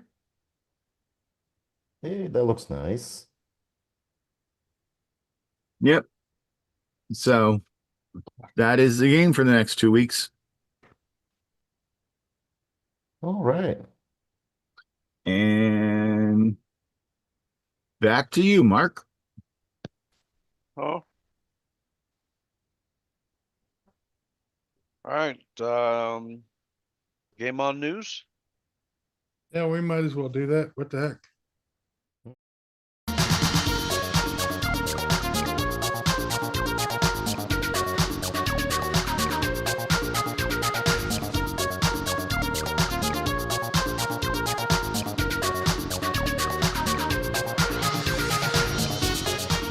Working that thing someday. Please. All right. Go for it. Oh, we're already out of it. You did shorten it. I didn't know you meant today. Okay, so anyway, Alan Huffman, who has been around since whenever, posts the full story of the Pong programming contest from May '93 Chicago Fest. We should allegedly have videos here. I don't know if we have sound. Not hearing much sound, but in any case, he did one in BASIC, pretty spiffy thing. Later on, the winner comes up. Is this GNOP? I hope it is. No, it's not. This is OS 9 versus Linux. Okay, that's kind of an interesting Radisys demo there. I do remember back in the day, GNOP was the game that won the Coco Fest challenge. The ball stayed in the middle of the screen and the screen moved around, which was quite distressing because. Interesting idea. It actually won the fest, and I thought it was in the video here somewhere, but I don't see it. And unfortunately, I didn't have time to go through this very thoroughly before we jumped into the show. So I'm just going to say you'll have to go look at Alan's thing, and you will see GNOP in action. It was pretty interesting to see that at a Coco Fest in '93. It was kind of interesting. Next, Chronological Gaming hits Dragon and Coco this week. Let's see if I can find a reason to. I think the idea was to hit all the dots. The Sands of Egypt, and I'm really excited for this one. This is the release we do have Sands for of the Egypt. TRS-80 color computer. We've already seen the Sands of Egypt on the Apple II and the release on the Atari home computer. The Sands of Egypt was the first disc-only game that Radio Shack ever sold for the Coco. So any of you guys played this, it was a little maddening. Yep, I played that one back in the days. We finished it, me and my brother. I'm lost in the sands again, and then I would rage quit and go play another game, where I would also get lost and rage quit. But that could have just been me. He also covered a couple of other games here. Space War is another one. I think this one is Machine Language. Let's see. Hopefully he'll cover Gold of the This marks Aztecs. the 183rd game we've seen on the the TRS-80 color computer thus far. It's the last game that Is any sound coming out? Greg Yes. Zumwalt for American Small Business Okay, Computers. well, After that's this, he started more writing than I games for expected. Tandy Radio Shack. Sounds weird The from other two here, games so we I'm see trying by to talk Greg have been over Packet Man a and weird Offender. echo. But anyway, Offender. And I can already see what it is. Look at this. Space Track for mode Greg Zumwalt. I remember him. brings us with stuff flying across. And I'm going to guess, Have a lot to be yep, desired. it is But asteroids. control-wise, works great, responds great. Difficult for me because I'm playing with two different people. But I would have to killed for a play- decent asteroids. I think I was still playing my Kid Brothers 2600. see what it's doing at the top of the screen, just Crappy keeping asteroids. score, so it's not keeping that- score like that you thing get 1 had. point for shooting the other Anyway. person, or whenever you've lost a ship. That's The a pretty good execution one-on-one. And there it is. After a certain Yeah, amount of time, then it it's goes a right back to good the screen. thing. I would have, like I say, if I'd have known, but Radio Shack would, micro. This is the only asteroids thing we got. So Play that one with my brother too. Or is not responding. yeah, it was all right for that purpose. It Our next game takes us wasn't to asteroids. Wales.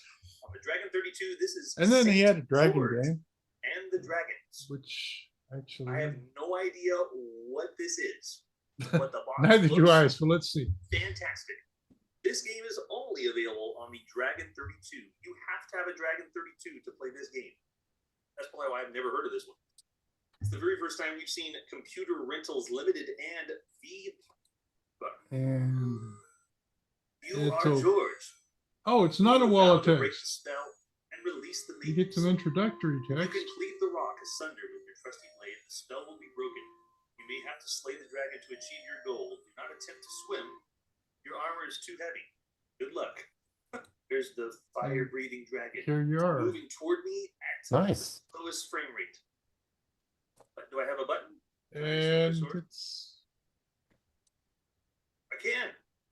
I don't know if I can go to the river or not. Let's see if I can alrighty. beat the Then it's dragon. not exactly animated, but it's not exactly I've slain wall of the dragon. text either. This is cool. I have to Pretty very great. slowly move. Now, bear in mind, the Dragon 32 has an analog joystick, just like, or very similar to the TRS-80 color computer that we've been playing tonight. And I have very, very jerky controls. Can't touch well. water. You need your high-rated Why interface, wouldn't it let dude. me? Okay, there. so I guess next along the path here is Renge in Blue, and they have done Escape from Sparta. What do they do? They tell us about Escape from Sparta. So we do have a. Hope you appreciate I'm reading this with you, and I'm really trying to keep up, but it's hard, man. So we have. That's an adventure.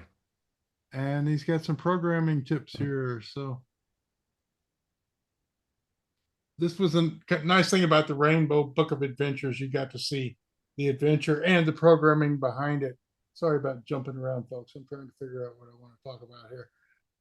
We've got some nice maps in here. Okay, so we could actually get into this game and cheat as much as you need to by having a pre-done map. I always like those. I don't really have time to spend 2 weeks learning a adventure nowadays.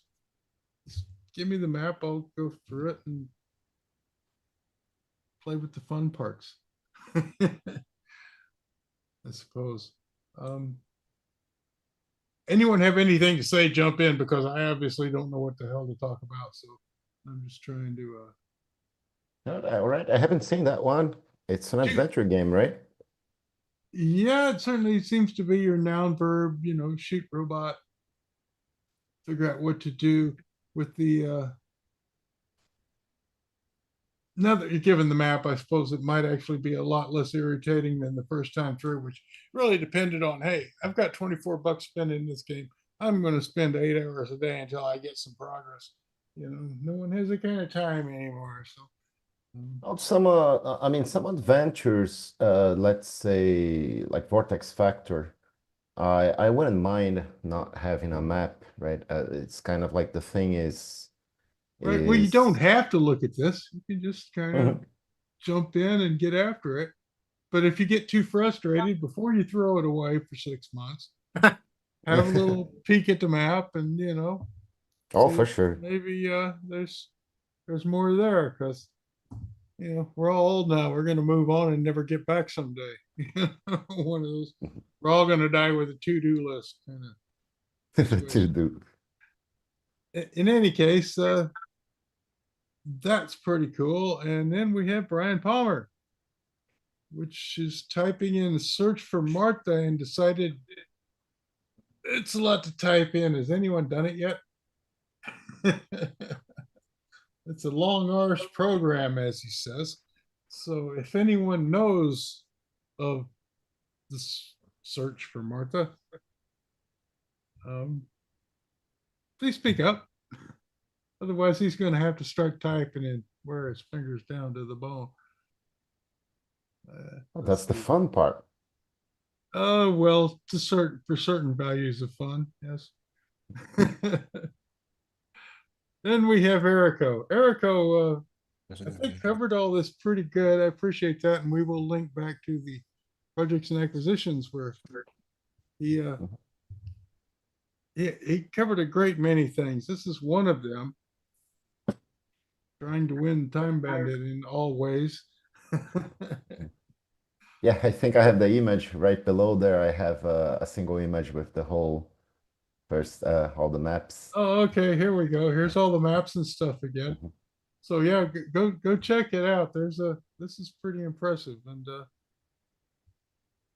if you can't beat the game after this, then maybe you should consider another occupation. This game is really hard. When you flip the stage, it flips horizontally the map, and then it flips vertically, and then it flips horizontally and vertically. It gets really hard in the brain because the action is so fast. It's a nice game. Right. And sometimes a little help doesn't entirely hurt, Mm-hmm.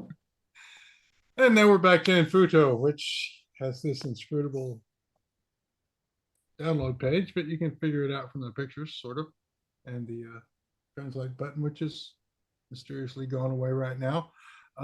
He leads on to some videos of his of the new releases, which include Swordware. Which, okay, what does it look like?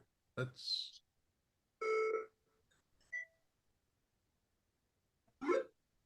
great skeletons. Yummy. So we in fact have a platformer. We have the Coco 1 and 2 version of the same thing, in theory. There we go. The same game in Coco 2 mode. Or Coco 3 mode. 1, 2, 3. His game's ideas are very arcadey. That's pretty great. Yeah, the sideward platformers in Fudo has a pretty good handle on those. Here's the Coco 2 version of the same thing. Yeah. And so this all was, one set of source that's just built for different machines. That's very nice. Which is kind of handy. And yeah, like I say, we went Coco 3, Coco 2, and MC10, all based off of the same source and all graphically usable. Obviously, we all went to Coco 3 graphics, but you can't always have that. So nice. And then, am I in the right place? Panzer. Patrick Ewing, wasn't he on Dallas? Yeah, he got shot, didn't he? Yeah. No, JR got shot. Patrick Ewing woke up in a dream or something. Yeah. Patrick Duffy you're thinking of. Yeah, Patrick Duffy was. Yeah. Okay. Well, anyway. Yeah, the young guy that dream died and came back or something. Yeah. That was a confusing series. I'm glad I didn't have to watch it. Pez Panzer. And this is Ewing from TNT&D magazine. So maybe he was writing this while he was doing his oil jobs or something. Yeah, loosely gunfight. I could see that. It's kind of Yeah. The tanks aren't really opponents; they're just kind of things to shoot at. And okay.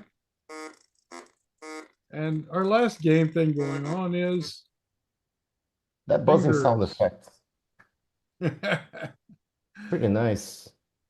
Who is fingers? Fingers. That's all it says. Is it's fingers. If you lose the game, they show you the middle.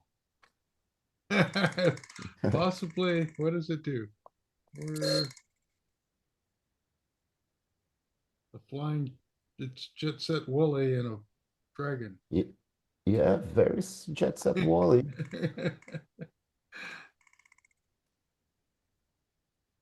Okay, I've never seen the game before, but I think it is a platformer, no doubt. There seems to be a weapon up there, so you get the keys.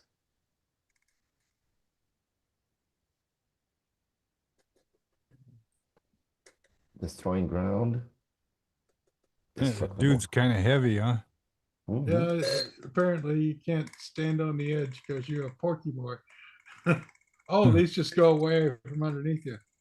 Temporary. Woo, that one's just very little. Fun. Woo. And then, oh, that you can't. Yeah, okay. So in any case, this is going to be one of those platform jumper things where you best aim carefully. Funky music he did there. Yeah.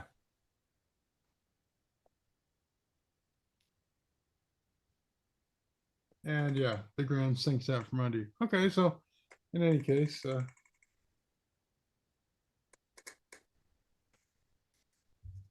that will conclude our gaming on news. All right, why don't we take a short break so you can grab some coffee and come back with the regular news. We'll do that. And then we'll have some. All righty. Back with L. Rick. Oh, Patrick Boyle. L. Euland. Yeah. Yeah, there we go. L. Rick Boyle.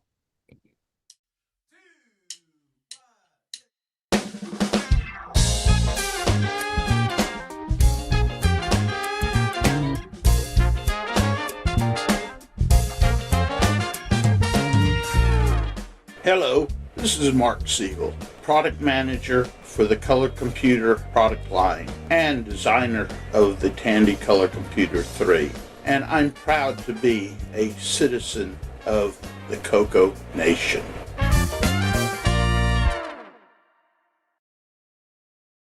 Shall we play a game?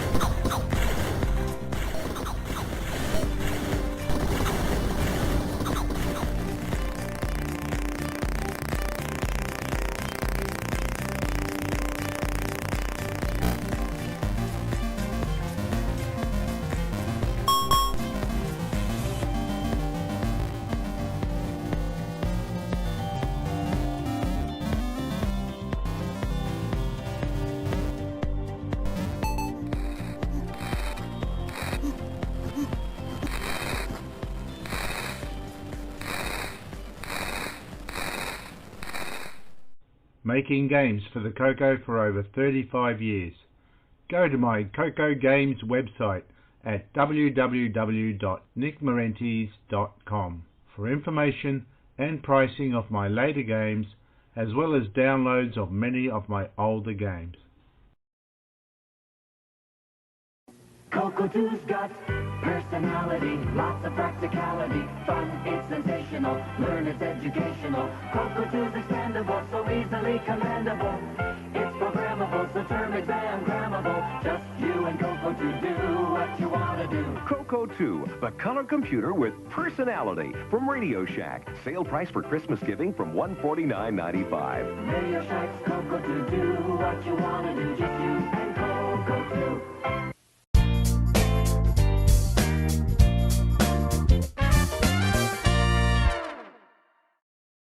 2. When you want the latest in TRS-80, Tandy, Dragon, MC10, and all of their hardware cousins.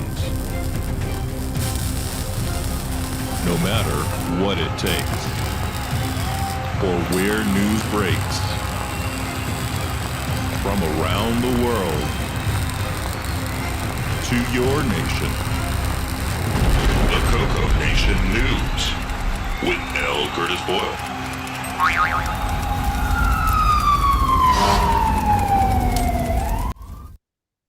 With special guest presenter Patrick Ewlands.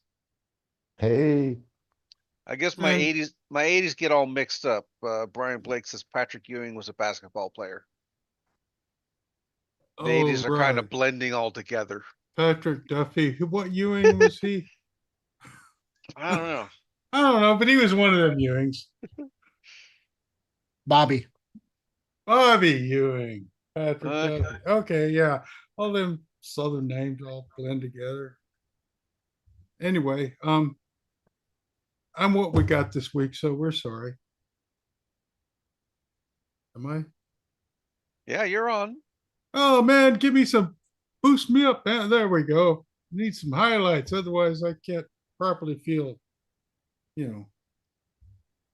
Anyway, let's go with Dragon News first, because it's only absurdly late there and not really absurdly late there. Julian Brown, first he let us know Curtis didn't quite everything right last week. We aren't going to go into all of it this week, but we'll let Curtis fix it next week. We'll let Curtis fix it next week, or check out Julian Brown's actual posts on the matter, and he will set you on the right path. He's got updates. So the SAM VDG boards are actually living, which is a good thing. And look, we have stuff. So let's see. Things are moving forward in Julian Brown's work. Oh, I skipped one. I don't know. That one got out of order. Okay. Ignore all that, folks. That didn't happen. Next, we have John Whitworth, who has Dragon PSU. So some people don't have PSUs, but that don't mean you can't get one. He's got it migrated to KiCad, so he can change things now because the whole world does KiCad. So that's a nice progress. So good deal, John. And Dragon Power Supplies exist and will continue to exist. That's a thing that happened.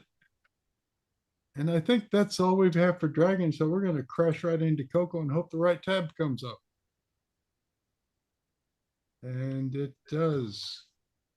We have development techniques. CoCo Town. Hello, and welcome to Game Revolutions, the series where we explore 1980s era video game development techniques by writing our very own Moon Patrol clone with a TRS-80 color computer using 6809 assembly language. A Moon Patrol clone which, over time, has begun looking less and less like Moon Patrol and more like my unhinged subconscious. So that's kind of where most program developers end up, and I can get behind that. He's got a couple of nice demos along the way. So if you come from a language like C or C# or Java, there's a structured way to do a loop that you've probably gotten so used to doing that you can start typing it out before even thinking about what you want to do.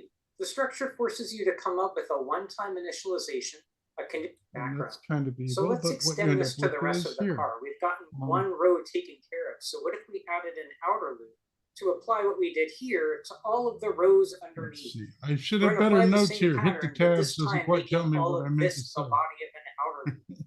So and so now onto our game.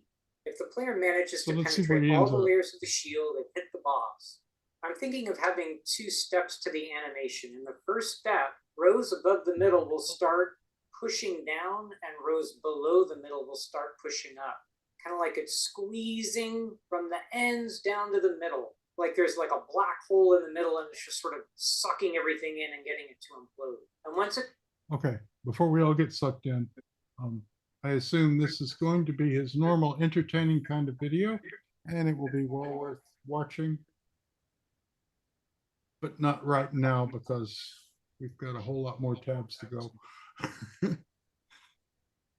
let's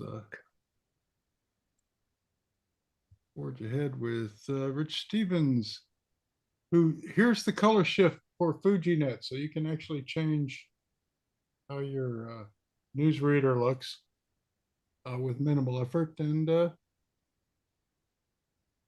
you get all the color sets, forward, reverse video. What more do you want out of life?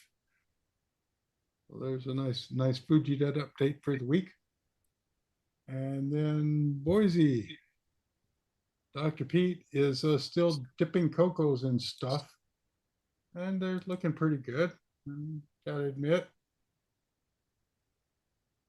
if you're going to paint your Coco, that's one way to do it. I guess here's another way to do it, which is also interesting.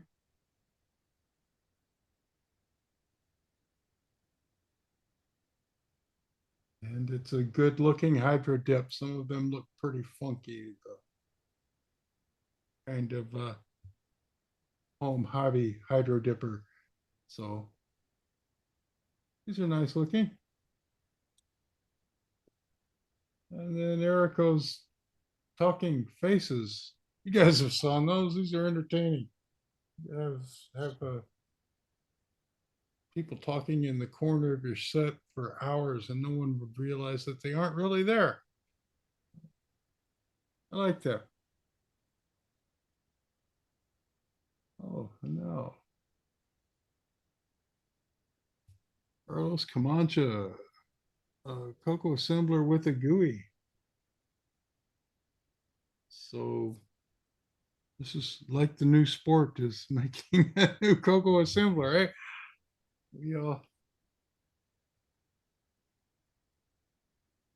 I like it. One of these is going to be really fun, or maybe more than one.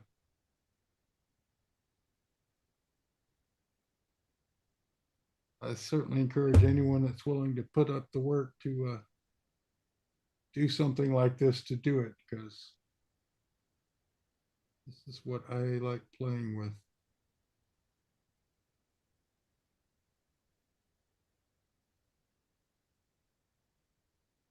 Okay, and then I guess we've got to go on to the next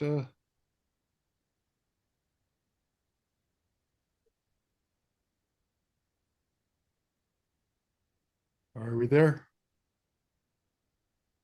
Yep. Oh, okay. Sorry. I guess I'm just being Isn't that logo nice? They probably used AI, huh? Most likely. Looks good. Oh, the game studio thing? Yeah, looks good. Yeah, the Coco Game Studio project. Another IDE with the editor, cross assembler, screen editor, X4 emulator. Like I say, it's the new contest. Who can write the best Coco emulator? Sweet. Yeah, I've seen this one a little bit close by because Mauricio is from here. So, and it's looked pretty interesting, though I don't do assembly, right? I like the idea of integrating everything together because, I mean, you can do stuff in Visual Studio and, then dump it onto your Coco. But having it all integrated together where you can test things on the run while you're writing it, this is a thing I want. I want as many of these as I can to pick from. There are things like a graphic editor and a tile editor inside too. So for example, I usually use different tools. Up here you have these things, sound and map integrated. Excellent, excellent. And then let's see. Let's keep on programming with David Collins. Yes, Micro C, which is a KNR C compiler. Now, if you're a Coco guy, you know KNR because that's all we got. So here's something that we could probably all understand. Well, you know, programmers of a certain level can probably understand. I thought this was a video, but I guess it isn't. There is downloads and GitHubs. So anyway, I guess go for the link and you will find code to play with, which is always a good thing. And then next we have Vincent Tran. Retro modem bridge that gets you online with Coco 3 and an RS-232 pack. Okay, that works. Because it's a little funky. You can't always just plug your serial port into a modem into a direct connect cheap foot phone thing. So here's a way to do that by your, okay, I can see that working. And next we have Brian Palmer with Coco 3 pictures.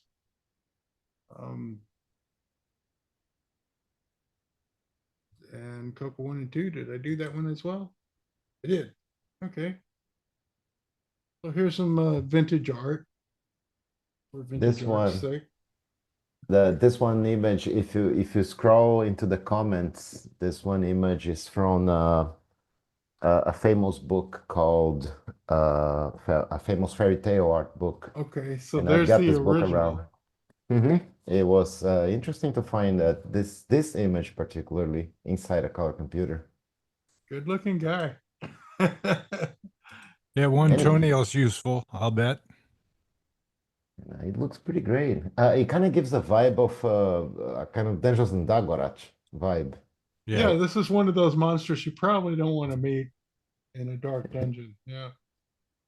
Nice, nice, nice. And then I guess we're gonna go with Mike and his ESP32 Coco, which is doing things. And I've lost my notes.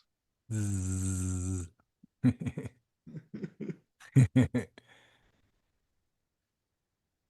playing Puna. Okay, let's see where we have action shots. Oh, we have guts. So apparently he's Project's really cool.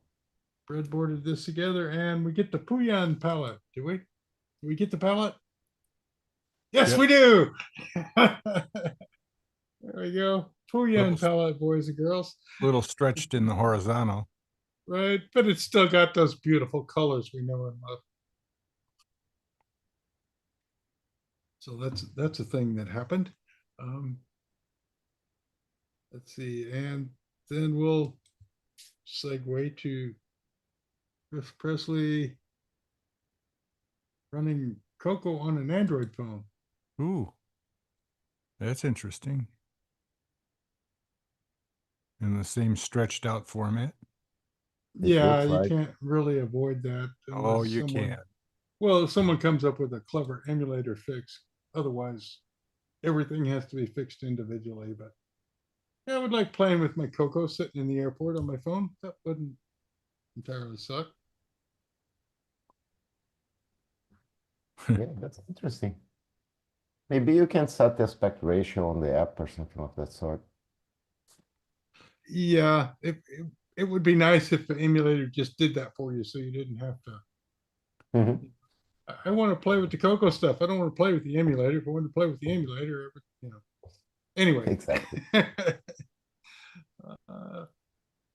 Moving on, we have more sombrero fractal nonsense. Let's see how much math we can do. Did a fair bit. with them out. Okay, so yeah. Here you go. Give it a whirl. There's a program. Nice like purple it. fringe. Yeah, well, you know, life happens. Yeah. And then here is the ESP232 to RS232 pack emulation trick cable, which isn't really trick, but you're getting your audio into. Is that so you can load in cassette stuff? It appears like that's where he's headed here. Here's the cable for the RS232 pack emulation. So this is to post to, I'm going to guess by that, it means you can dump serial out as actual serial and do things with it.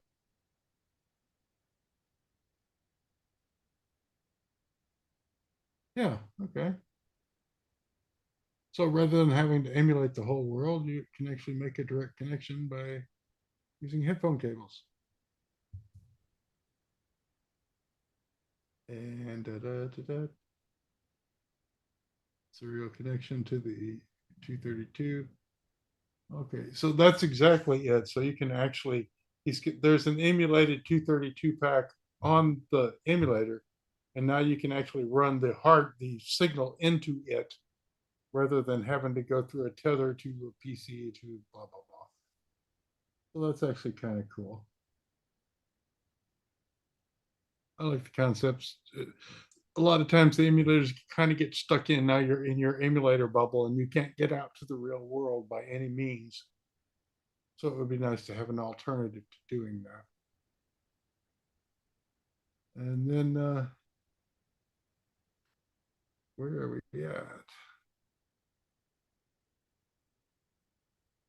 I think we're at one of those tabs that moved on to some other tab. If I don't see it, I left something running and it moved ahead.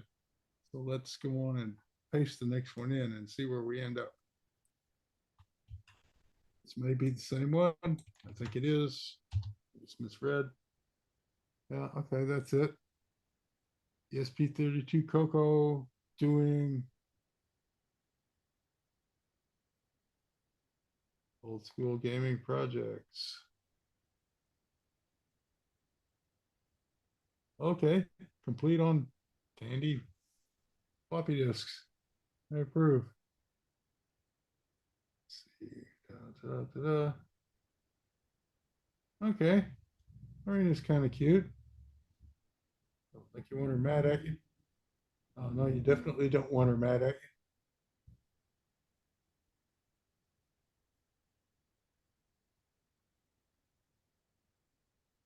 And you can almost hear the 8-bit music. So this is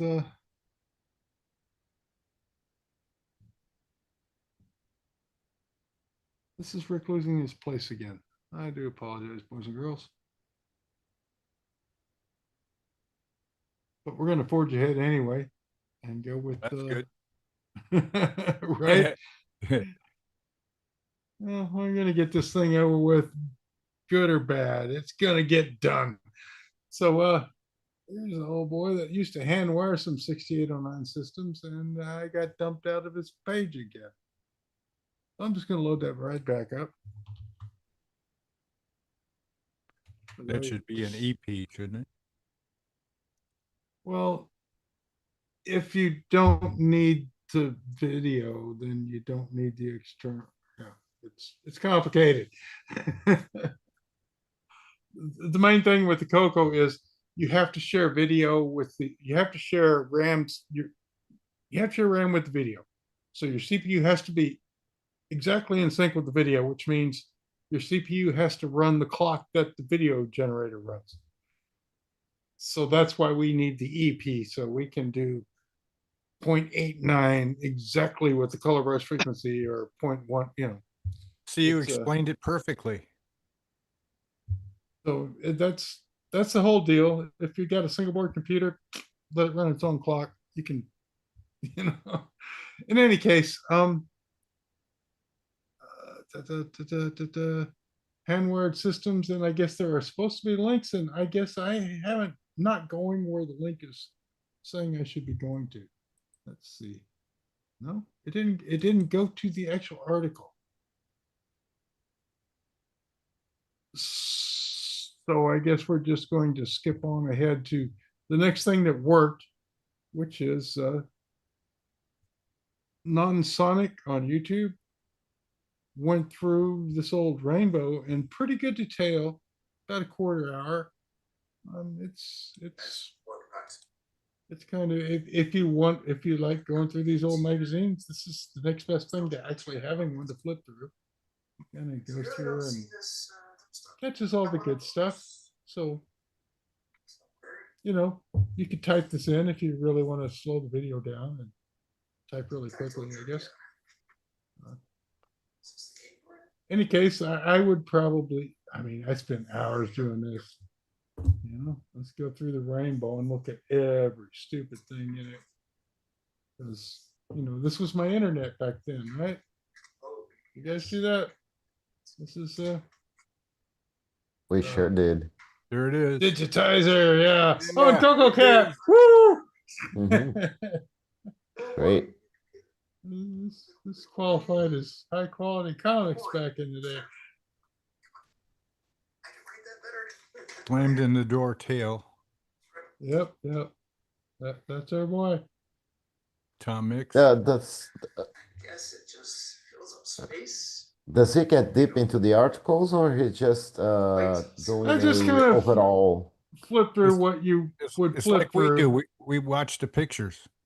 Well, you know, you got the new magazine, you flip through it and decided what you're going to go back and read. You know, and here's that sort of, I remember getting a Coco and doing this. This was great. Yeah. You know, here's my Coco dose for the week. What new crap can you buy? Or what new crap can you not buy? Yeah, looking at the ads of what you're not going to get.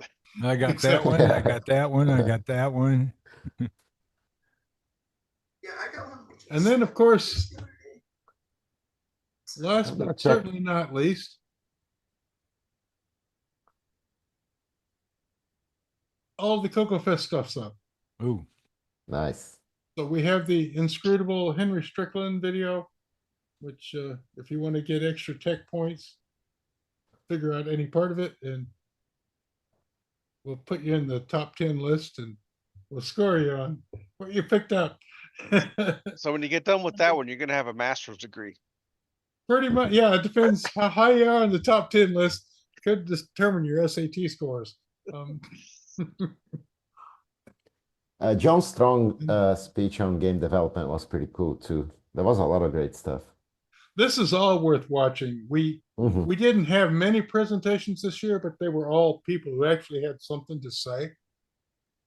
You know, and not just fluff or sell or something. They were all, you know, forthright and meaningful. And I haven't watched them all yet because I've had so much unpressurizing to do and depacking and catching up and, you know, like I said earlier, unpacking from the fest after a week of packing from the fest. So I'm now 2 weeks behind. But in any case, here they are. You can all go and catch up just like I will. And we can even go back to things that anyway, business meetings. Shudder. A cold shudder went through my body. I saw all those business. Is this Slack? No, it's not. Good for that anyway. Let's see, what else have we got? Rick Adams' speech was super fun too. Always great to hear him. Yeah, he's always entertaining. Like I say, this year they've congealed the best. We didn't have many, but they were all good. So you should watch all these things. And then there's the auction. Yeah. There's all this good stuff, and then there's the auction. But actually, I guess things that didn't sell this year are going to be available next year. So. Hey, there's my arm. Hey, how many how much for that? Coco 3 sold? Just a couple, 3 or? What'd you keep? Yeah. We had 6 of them, and if I recall, they all went for the round 600. Wow, really? Oh, really? Well, these were ultimate Coco 3s in a new. They're new in box. Crestwood, yeah, the nice red, white, and blue USA box, not ragweed. Top museum stuff. What's the difference between that one and the one I have at home that's new in the box? Well, if you had the USA box, it was a really good cardboard box, and if you had the Korean one, it was kind of a ragweed and these two-color. And the 4 of them still had all the original warranty card, the subscription to Rainbow, and all the stuff. Yeah. And so the cord was all nicely wrapped up, so it's not eating into the plastics. Oh yeah, it was the factory pack, so they did it all correctly. Exactly. So yeah, they went for a good price. It helped out. Well, that's good because we're a little concerned this year. Will there be more? There wasn't a whole lot for software or books. Well, right, but this year was such a dead. I mean, the Coco Fast, I would call it. There just wasn't. Yeah, I don't know what the attendance was, but it did seem lighter than attendance past was years. down. I mean, the public attendance was worse than the vendor attendance. So. Well, they always say last Coco Fest, but well, I don't think this is the last one yet, but it's definitely next one better be better than this one, in my humble opinion. Otherwise, it's just not going to be worth doing. You know, it's. Yeah, this was one of those years. This was the year that you think it was, with all the crap. It all, yeah, it really is. So I think Grant's already announced next year's will be later in May. Okay. It's on Discord. Do you remember? Let me pull it back up here real quick.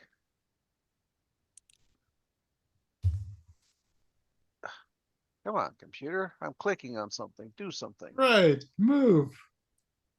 It's not going to be May the 4th be with you anymore? No, that's gets you into Mother's Day, and then so we have to be after the 10th, right? Or whenever Mother's Day is. And events. How many of you You have don't a want to take picture your of mom to Yeah, Coco Fest? how many of you have a picture of your mom sitting at your Coco? I got one. No, I don't. May 14th, 15th is what they're looking at. Oh. Of course, it's not in stone yet. Mid-month. Yeah. Yep. Yeah, mid-month. So the week after Mother's Day. Yeah. We got to dodge that one because you ain't gonna get nothing there. Yep. So that's what he's looking for. So that's it for news. Yeah, pretty much. I guess we're into the game on or the upcoming events. We should run through really quickly. All right, let me get the right mouse here. What the heck? I've got Turn slides. that off. Turn that on. I would if they would maximize like I asked them to do. A lot of clicking going on, huh? Mm-hmm.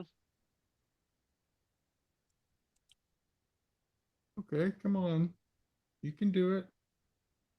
So I do think like Wayne in the chat, Wayne has a question if it's due to the US-Canadian relationship right now. I think that's part of it. Part of it gas, it's like it's like the people who could fly in didn't, and the people who could drive in also didn't for different reasons, but neither one of them showed up. But we did have a couple of Canadians, the Port of Coco guys, and I forget the other person who had come. Right. Because I'm terrible with names.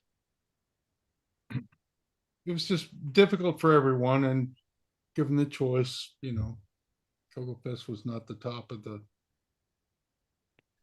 You think they're going to have an ESP32 Coco on one of those power supplies from the drill?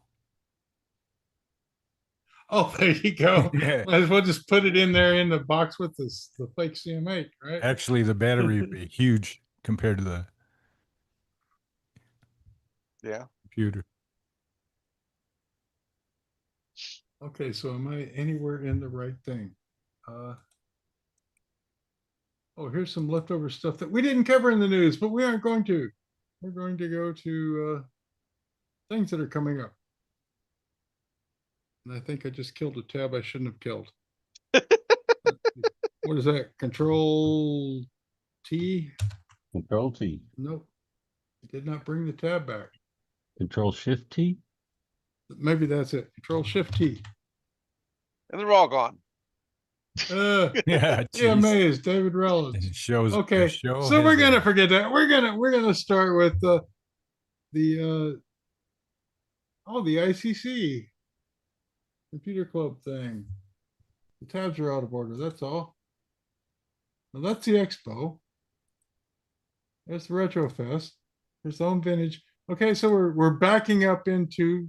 I guess this is it. Yes, the online international computer club thing from the Amigos on Twitch and YouTube.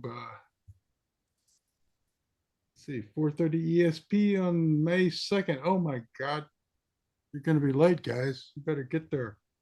We got to get this show done so you can get there. It happens in just an hour. So what is the event? The International Computer Club show thing that they do. Oh, that's this weekend? Yeah, apparently it's 4:30. It's 3:20. Is that the one formerly known as Boatfest?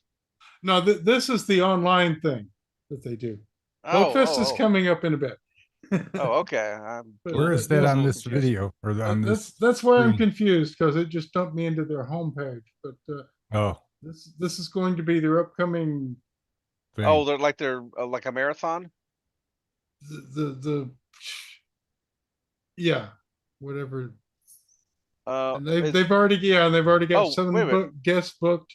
Yeah, right and it there. starts- Amigathon 2026. There's a tab right there. Underneath the 4U. Down. Down. There. This. Is that it? That is the thing that is just starting in an hour and 10 minutes. Oh, okay. It's the fundraiser for the Children's Miracle Network. So this is, thanks for catching up on that. So this is what they're doing online after our show. They're waiting for us. Wasn't that nice of them? Okay, so that Without a doubt. And They made it less rude. yeah, you can see what we're doing. We're doing the whole. They've got 7 guests. They're going to be streaming games. It's going to be. oh, so it's been going on for a bit now then. 4:30 on May 2. What day is it today? May 2. It is May 2. This is previews, I'm going to guess. Because they say 4:30 Eastern, which still hasn't technically happened yet, Yeah, that's about another 5 minutes. right? So, woohoo, we got to get the show done quick, otherwise everyone's going to leave, and we're going to be here all along. So let's go on to the next thing. We have I'm already VCF, seeing goodbyes in the chat. right? So yes, we have VCF Southwest. 21 to 31. So that's The end of the month. still doable. You can get there. It's right at the airport, so you don't have to like drive across the Metroplex to SMU or anything. You can just fly in and do the thing and fly out. If you've never been to DFW, it's its own city. So it's not like airport food. It's like pick something, they got it. You can ride the air trans around, so you don't even need a license. You can be, in a party mode. It's all good. So that's going to be a fun thing. I wish I had money to go there. Don't. So I'll be looking forward to the reports from those who did. Yep. let's see. Next we have, if you really have pocket change, Retrofest, May 30 and 31st at the Steam Museum. I'm going to assume you can try to sneak behind the barrier and start up some of them old engines and get yourself in big trouble or something like that. This is going to be really interesting because not only do you have the retro stuff. Where's the Steam Museum? It's in Swindon, but I do not know where in Swindon. I assume you will. England? Oh yeah, we're going UK? to the UK. We are, in fact, Retrofest UK, because this alternates between the Steam Museum and the there's another museum like a block away from there that I'm skipping the name of right now. That the like a mechanic museum, mechanical. Well, this is the mechanically one, and then there's a computery one. Oh, computer one. Okay, yeah. They sort of flip back and forth. So anyway, this time you want to buy the steam engines.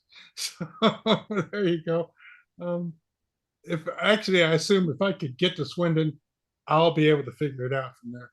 So could be fun. Like to make it some time. And now here is the inflatable raft catamaran electric. Oh no, wait, sorry. This is not the boat show. This is the International Retro Computer Expo, which is, you know, Bud of Carshaller and friends. Oh, so this is the one in Hurricane, West Virginia. This is actually the show in Hurricane. They got good pizza. They got good people.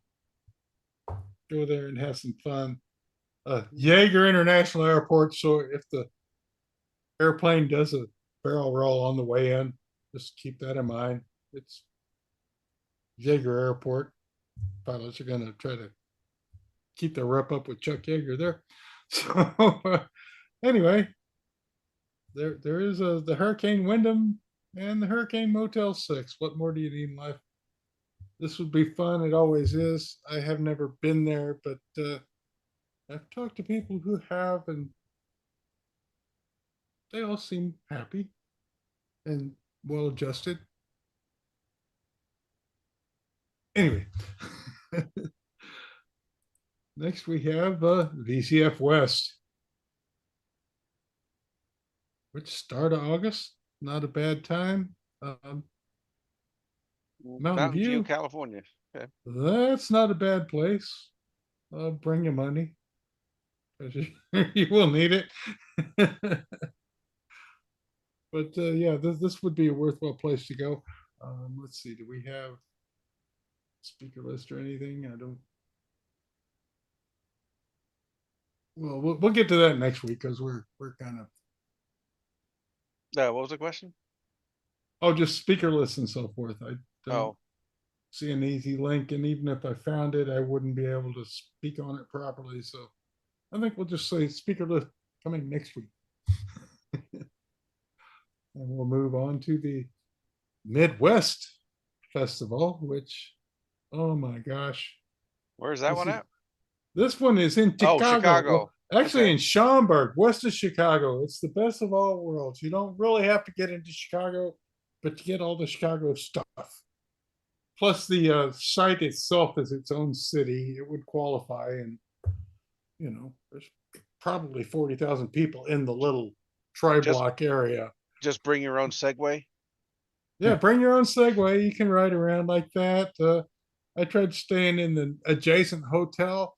It's a lot further than you'd think because they have divided the little triangle block with human impenetrable fences. So, you know, unless you got a batarang or something where you can zoop yourself over the top of it, you might want to just stay in the hotel provided, but bring your own Segway because it's 20 blocks on the side in there. Holy smokes. Yeah, you had to look at it in Google. Just appreciate the little cluster that you're confined to. It's quite impressive. If you don't want to make it to Chicago, then we have Tandy Assembly in Cincy. Actually, it's not in Cincy. It's outside of Cincy at the airport, which is in. Is it in a different state actually? Or Yeah, just a different Kentucky, I city? think. Yeah, okay. Kind of like the stupid Yeah. Kansas City. The Kentucky and Kansas Ohio football kind of team. share that airport. Yeah. So another situation where it's good to be where it's at because you don't have to go to some city nearby. You can just go there and do the thing, which I don't mind at all. Come for Tandy Assembly and stay for the turkey drop. Right. As God is my witness. I thought they could fly. And then we're going to double dip. VCF Montreal is going to happen in November because it already happened in was it February? January. January, but they decided that kind of suboptimal. Was a bit nippy. So we're going to go with before the snow falls and the tundra returns and do it in November, which, okay. But all the leaves would have already fallen, so. Right, but you haven't had that hard ground freeze yet, so unless it's actively snowing, you're good. It's, that's nice. So, yeah, that's probably a change for the positive. Pick up an Alice computer there. Oh, geez, the French. Old computers, literally. Wow. My French class finally paid off.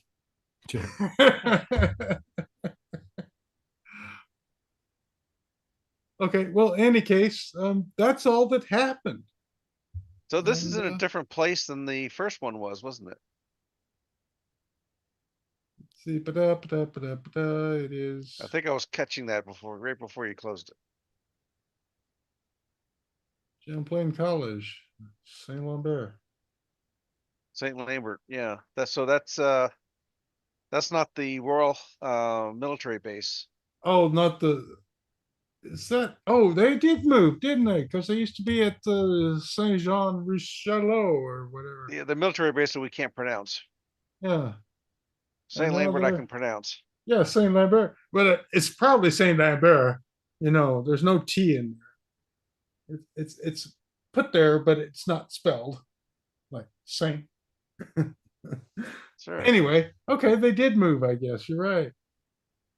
As well as time. So as I recall, I think that may be a little closer towards Montreal.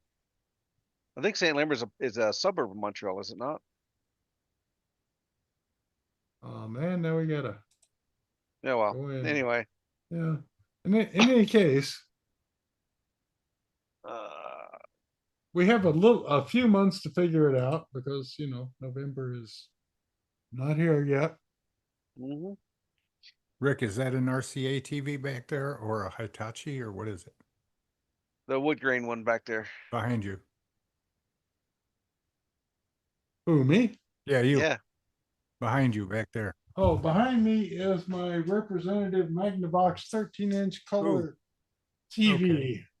With the Magnavox had the nicest picture tubes. Yeah. It'll do 80 columns with color burst on. Nice. So that's why I use it for testing things. If it don't show up good on that TV, it sucks. So that's good. That's You had my it there test. a long time, or did you get it recently? No, I've had it for a couple of years now. Oh, okay. It's my test unit. Like I said, if it don't look good on that, it don't look good. So gotcha. Okay. That works for selling things. And I guess we've been to all the places and done all the things pretty much. All right. One thing left to do.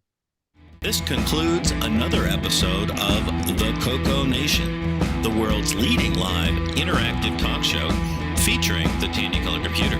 For all things the CoCoNation, visit us on the web at thecoconation.com. We'd love to hear from you. Send feedback, suggestions, even segments via email to show@thecoconation.com. The CoCoNation show would not exist without the community and its cast and crew. The CoCoNation theme song, copyright 20 to D. Bruce Moore. Mixed, mastered, and produced by D. Bruce Moore. The CoCoNation is over. Join us on the Coco Discord server. Coco forever. Hey, Wingnut, are you there? It's time to go home. Yeah, we haven't heard from him all day. I know it. So, He fell into the grill. Oh He's my selling God. lumber. Maybe. We survived another one. Yeah, we did. Somehow, some way, we're here. All right. Well, temperature's really nice outside, so might Enjoy. be time to go enjoy And a little the bit. grass is really long. So Well, I mowed Hey, this Rick. morning. Is your cocoa cover still out there? oh no, it went to the Cocoa Fest and then it came back. Because you could measure the blades of grass now. Well, instead blades of grass, yeah, it's pretty much middle of the case. I'm gonna have to get out there. Yeah.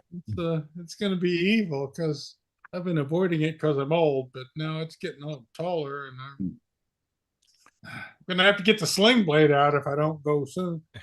The sickle, right? Sickle. You're right. Grim Reaper. Hey, Rick. Oh, Yeah, I need to talk to you about something. Uh-oh. All right. Well, let's say our goodbyes then, and we'll be on next week. And Will Rick be on next week? If you have hopefully to we'll talk? have Bye, a full crew, or everybody. at least what are we? Wait a minute. Was there something going on Thursday? What is that? no, they don't do things on Thursday. Who does anything on Thursday?